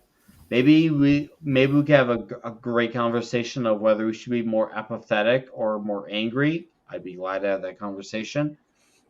But I do feel like we definitely need to try to get through the normies the best we can, because a lot of us geeks, nerds, we're the ones who are noticing this stuff first and foremost. We got to do our best to try to get them to understand, because we need the normies. Whether we like them or not is not relevant. They're the ones who are the majority. And because they're the majority, we got to do our damnedest to get through them. You know, without the normies, we will not have a Star Wars. We will not have Yes, all these that's true. franchises, That's because true. we sometimes nerds think about our hobbies as something that is niche and exclusive. But if you see the things that actually get money, the things that actually make these companies work, are the things Because that of go to the normies. normies. For example, Yes. Star Wars is a great nerd thing, but the amount of people that was waiting to watch the movie on the 77 premiere on the Chinese theater, most of them were not nerds, but everybody wanted to see this movie, right? And that kept the franchise going. So we need normies, because normies are maybe the best part of the earnings of these companies when a franchise is starting. When the franchise gets a longevity, then you have collectors that will actually spend more money and will fork the money to keep a franchise alive, even if there's nobody else actually wanting to have anything with it. But if you are with a new franchise or with a franchise that no longer have any power, you need the normies money, you need the normies attention, and you need them because the normies become nerds. Yes, and that is, it's all about the gateway. I can get why it's frustrating, have to deal with the normies. I can understand, I can empathize with that, but they are a necessary part of this culture. Whether you want to consider it necessary or necessary evil, whole other subject for a discussion for another day. But they are necessary as far as the culture. As what's his face said, Andrew Breitbart, politics is downstream of culture. He is right. He is right. He is right. And this is part of that. This contributes to that. And I'm not going to cover those things as much as like your neurotics of the world, but we do need your neurotics and critical drinkers of the world. For guys like me and Clobberintines and the Mark D with the C's of the world, we're the balance to that. We got to keep it balanced. The balance is important. And we got to show off the good when it's good. And even guys like Gary from Neurotic, which he doesn't get enough credit for, I will give him that. Same with Tom Connors from Midnight Sets. Those guys who cover a lot of those stuff very negatively, they don't get enough credit for when they do cover something positively, because they actually do. I've seen it. I've seen receipts, but they never get acknowledgement for it. Like Gary from Neurotic, where he's the James Gunn, the Suicide Squad movie. He also praised the hell out of The Expanse. Tom Connors from Midnight Suns praised the hell out of Cobra Kai. They do these things, but it's, once again, selective memory. People remember the negative because it's easier for them to remember because they want to just give them crap for that. Yes, And sometimes Jappo, you're right. You are the yang. That's what you're trying to be. And I think, and TZ says, I think you have to find someone who's open-minded to change. I think if they're too far on one side, you can only nudge them all. And then see that's a very good, interesting point. Yeah, it's a tricky balance. Change is good, but when you stray too far from one, makes something it makes it unrecognizable. So, I was and going to that's say why that's a great thing to say. Nick. Sorry to interrupt. I just want to say, like, no, go sometimes ahead. sometimes it's easier to pick on something. And I love all the creators you mentioned, but and I think I do it sometimes too in life. Like we have a business, and you only get the people that complain sometimes, and you like Mm-hmm. you have a problem. But then if someone really likes your product, not always, but you're more apt to, like, say you forget to put a blade in the tool or something. That person calls up yelling, and yeah, you screw it up, and then you get a bad review. But the other 1,000 that you sent out or people loved, I've just noticed that too with a lot of restaurant reviews and things where people, it's just natural to kind of look towards the bad. And I'm not saying you shouldn't do that or point it out, but sometimes it's nice to say what you really like and what you enjoy and what's fun out there. So Yes. that's where we're coming from too. And not that we won't point out if something's bad, like the last episode of Hawkeye I really really didn't like. I liked some part 3 and some parts of the series I liked. I got a lot of problems with it, but and then if I'm going to talk about it, I'll talk about what I like or didn't like, and you just got to be honest with people, and you don't want to have a group thing too. I think it's always good to have different opinions, and if someone likes something or doesn't like something, hey, let's hear what they have to say and why they liked it or didn't like it, not just that's it's from Disney, so it's got to be crap, even though these days normally it is. But that's I like to kind of be fair, and and then when you don't like something and you see where the you can see that agenda or what's happening. Look at Cowboy Bebop. They were kind of came out of the gate and the actress was picking on the fans and making fun of the fans instead of saying, well, why don't you, I know the outfit's not exactly like the cartoon, but why don't you watch it? And I'm sure you'll end up loving the show. And, it's just an interpretation. And instead she, went full force on the attack. And if you want someone to watch your product, don't start by pissing them off, So, it's a great discussion to have, I think. And, oh my God. It's a lot of fun to say what we like, and then once in a while if we don't like something, then talk about that too. Yeah, no, Mark is right, and TZ Kane said it. Mark is correct. Give praise to Rudy. There's a couple of you channels that I enjoyed that bitch about stuff. The various streams are just chill enjoy. This channel's a must. God, dude, Rudy, thank you. Thank you, Rudy. Oh boy, that's hey, thanks. I got guys like Clobberin, Mark D, Pablo. Sorry, hands are Ironcaster that help with that. I gotta give them credit for that too. They help it be what Friday Night Comic Shop Talk is. That helps, and it really is. Without these guys, I would just be the guy going off the mic about what I like, and you don't want to hear from one guy. That's just objectively speaking. But thank you for those comments. No, we do give praise when it's good, and that's just how it's going to be. And we'll every now and then, I feel like when we say something, I guess you could say on the negative side, I feel like it does come off as more effective because we're not always talking about it from the negative end. So when you see it, so it's like, okay, these guys are now saying negative, so they must really feel more strongly about it. So there's that angle too. It's hard to say what is going to win the culture war. It really is too. It really is. TZ, make it so positive to appreciate. Yeah, dude, it's all good, man. Here's the thing. These things, there is a time and a place for all these things. For me, the balance is a key, and regardless of how you feel about the phase 1 through 3 MCU, neither relevant, but Thanos' phrase of perfectly balanced as all things should be is very relevant. It really is. Once again, not how you feel about the movies, neither here nor there. That quote is relevant. And I try to apply that to everyday life, even before Infinity War. That's what's important. And obviously, like, I'm gonna see Spider-Man: No Way Home right away because Spider-Man overall, besides Daredevil and Human Torch, is my favorite fictional character of all time. I will do my best to review it. If I like it, I like it. If I'm in the middle, I'm in the middle. If I'm negative, I'm negative.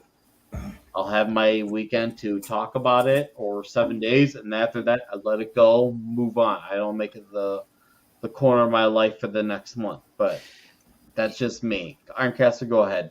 Oh, I was just gonna say that I feel like I need to step up more and do that myself to actually go and make videos to actually put that out there, because mostly it's just I get on a live stream like this and I'll talk about this stuff. But I did want to, I think it's kind of obvious to point out that this stuff is none of this is mandatory to watch. So, I mean, for example, we've had 3 Marvel movies come out this year, MCU movies. I didn't watch any of those. I'm gonna watch Spider-Man though. Yep. It's like, Oh, you missed the Turtles? Yeah, I know. I'm gonna be so confused. It's also important to the overall story of the MCU going forward, I'm sure. But I think I'm gonna try and go for it. It's like, I'm sorry, I'm kind of going back into the traditional ideas of the MCU and that, and it's all connected. You gotta watch it all, but you really don't. I mean, you can read Captain America no problem without having read the Avengers, and well, I mean, yeah, like you're saying, we do need to definitely praise what we like, what we think is essential, what we think deserves seeing. One of the best movies I saw this year was Dune. Yeah. And I know Pablo's going to agree with me on that as being one of the better ones. Dude, I will tell you this. In what is respecting the source material, Dune is in a whole another level. Because there's a lot of minuscule things about the book that in the other adaptations was not there because they needed to do something amazing, like in the Lynch movie, this fishman in a bowl that bends time and space, and yeah, it's amazing, but it's not the book. So with kind of thinking about things that with a bit of that positive stuff in mind, I gotta ask, did anyone see the Sonic the Hedgehog trailer? Oh yeah, it's great. Is it a new Sonic? A new one? Yes, I think it was yesterday, the day before, there was a trailer for Sonic 2. Because that first movie did really well. I will geek out just for a second, okay? 2 of my favorite games of all time is Sonic Adventure and Sonic 3 and Knuckles, right? And I'm seeing both of those games in this movie. The scene where Knuckles actually fights Sonic for the first time. It looks like the time that they meet in Sonic and Knuckles. Yeah, but then you see the scene of where the Master Emerald is held, and is the Kidna Temple from a Sonic Adventure. And the way they are showing the way the Kidnas move, but especially how Knuckles move, is exactly like Sonic Adventure. So I'm just stoked for that. Also, the last movie was great. Jim Carrey is a great Robotnik. It was so great to see him kind of getting back to that 90s Jim Carrey again, because I mean, it's like he was trying to get away from that and try to do the more serious drama thing, but he can be good at it, sure, but Jim Carrey is best with the comedy, and it's great to see him finally come back to do that. So I am absolutely looking forward to Sonic 2.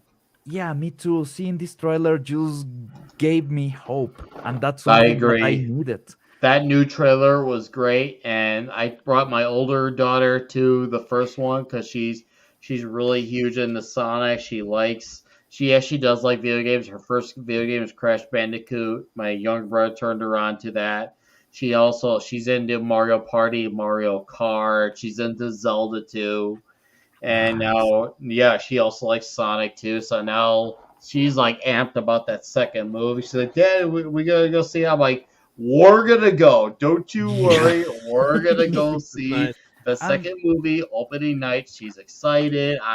I'm happy. She's happy. And the smallest sister is now like, who's Knuckles? I'm like, oh, well, let's talk about Knuckles. So we're all happy about it. And that's So the are you movie. gonna go and do are you gonna go show them the Sonic Saturday AM cartoon? Oh, dude, we watched the '90s cartoon. We've already watched every episode. You know, Sonic X wasn't that bad either. 2000s ish. Yeah. With the CG. No, we watched. Oh, we watched that. Trust me, there'd be many days like I remember when my younger one. I don't want to get grim and dark, but it's just part of the story. But at one point in time, she had the flu and pneumonia at the same time. Mm-hmm. And luckily, obviously, she's still alive because she recovered from both of those things at the same time. But we watch Sonic. Like, we watch Sonic. I'm like, yeah, why don't you just watch the cartoons and Dad just rest, because we were at the hospital for like 10 days, and I ended up staying up most of the time because we'd watch those cartoons, and yeah, we were really invested in them, and I think those were the first steps for the smaller one to becoming more on the geek lane as well, is watching those cartoons. Like, You know what? after we got fresh out of the hospital, it's just like, oh, let's just watch Sonic. You know what's great about the first movie? They actually use, after doing the whole we will redo the design for the character and everything, they actually set up so much in the story that was just mixing from other Sonic adaptations. And I mean, the Sonic being in this world, on the human world, is directly from an anime adaptation of Sonic X. So there's a lot of parts, and they show the background of Sandpeak and everything. Is just amazing, the detail that they have for the community, for the people that are into Sonic. Not only I wound up. I went and saw it. I went and saw it like opening day, and I was impressed with it. I'm like, okay, because it was like, oh, after they went and did they went and did the redesign. And I was like, all right, I was going to go see it before, but they were willing to listen to the feedback and redesign. I said, okay, I'll go see this. Right, because of that, that's when you support it. And that was the last movie before the pandemic. Yeah. And then the interesting thing in that too was that people were angry that they listened to the fans and redid the character, and then the fans loved it. Yeah. So after I went and saw like something was wrong with that, right? So after I went and saw it, I said, I got to take people to see this. And then I went and I brought my stepfather and my stepbrother to see it. So then I effectively made like 4 tickets. I effectively did like 4 tickets out of that. Nice. How much did they change the story when they redid it, or just the graphics on the character? It was just the character. Just the character. So the movie actually probably was good all along. Then it was just the way Sonic looked then. It's fun. It's not good. It's fun. There's a difference between, Dune is good. Ghostbusters Afterlife is fun. There's a difference between them. Yeah. No, but what I'm saying is that the Sonic movie was a decent movie. They just had to reanimate the character. That was that when everyone went crazy. What did he have? I'm not a big Sonic expert, but he had. They gave him teeth or something. It was they made it look more. He looked like a humanish hedgehog. And now, okay, yeah, I'm gonna have a wildly unpopular opinion before we are gonna wrap up, but I didn't hate how he originally looked. I wasn't necessarily liking it either, because I was just kind of like in the middle. But I could understand and empathize with people's complaints and concerns. And when Paramount put out their, I think it was Paramount. My memory. That's before and after, right? Yeah. When Paramount put their stand saying, "Listen, we see what you're saying. Please give us a chance to make it right," and they pushed it back 4 months to make it right. The first thought in my head was, okay, even though I wasn't in the crowd of people who had the complaint, I really respected that take. I'm like, you know what? even though I wasn't in that majority where they felt that way, I like that. And I was like, because of that, I'm going to make sure I see that movie right away when it comes out. And The only I unfortunate did. thing about it, though, was all the merchandise had the bad design. So they made toys Really with. did it. Oh, it did. Yes. Yeah. I'll see if I can. Yeah, because I did can not- see. I guess they're going for a more human-like, and just an artist's interpretation, Yeah, right? So the but it's not daughter the of a original. friend, the daughter of a friend actually asked for Sonic toys for her birthday and for Christmas last year. So she is into Sonic because of the movie, and she's asking about the video games. She's getting stuff from the video Cool. games. Mm-hmm. Yeah, something else they like, right? Yep. Yeah. So, but regardless, like, I really respected the movie. So I'm like, I knew at that moment I needed to give money to see that movie because it's like, for years we had heard that argument about, oh, it's just an outspoken minority, like, and to me, it's like the only way we're gonna prove that that's not true is for people to actually go and pay to see opening weekend. So I knew I needed to go with my oldest and go see it right away to prove a point, but also to show respect to Paramount for actually listening and making the change. So whether the movie is good or not good, it was gonna be like you went for the change, so you get to you deserve to at least have the chance of saying you listen to us. We'll actually give you a chance, and we'll listen back and see what you got. That plush is So- not terrible, man. No, the plush is actually better than how it looked in the movie. That's the thing. Hey, Pablo, can you get this bootleg? Yeah, right. No, So- people who buy And you saw some of the same thing with the Ghostbusters Afterlife, where critics were mad that fans liked the movie. Almost it Yep. seemed like you're not allowed to like it because it's too nostalgic and it Yeah. tugs at the heartstrings. It So- doesn't tell a new story. Yeah. Luckily, I enjoyed it. I think it was like an incredible flick, but I enjoyed it. It was solid. It was fun. It was worth solid. seeing. Yeah, it was solid. And I'm absolutely looking forward to the sequel. I can't wait. But that all said, guys, this is gonna be the point we wrap up. This is the longest Friday Night Comic Shop talk we've ever gone. 33 episodes in. This has been amazing. This has been fun. We had some awesome appearances by Eric K, Fatal J, and Drunk 3PO. That was really cool. And to everyone else in the chat, TZ Canadian, Rudy, Phil Baggins, Jaffo, Christian DeLorme, D-Bob Martin, Don Wadsworth, Darth Scipio, The Angry Gamer, Dragon Master 360, Sherry, she showed up here earlier. Yeah. Thank you. God bless Sherry. Yep. Yeah, right. Like God bless straight Sherry. up. Like Philip Baggins, guys, thank you all. Like Alec Corson, like if I missed you, I apologize. But thank you all for coming here, supporting the stream.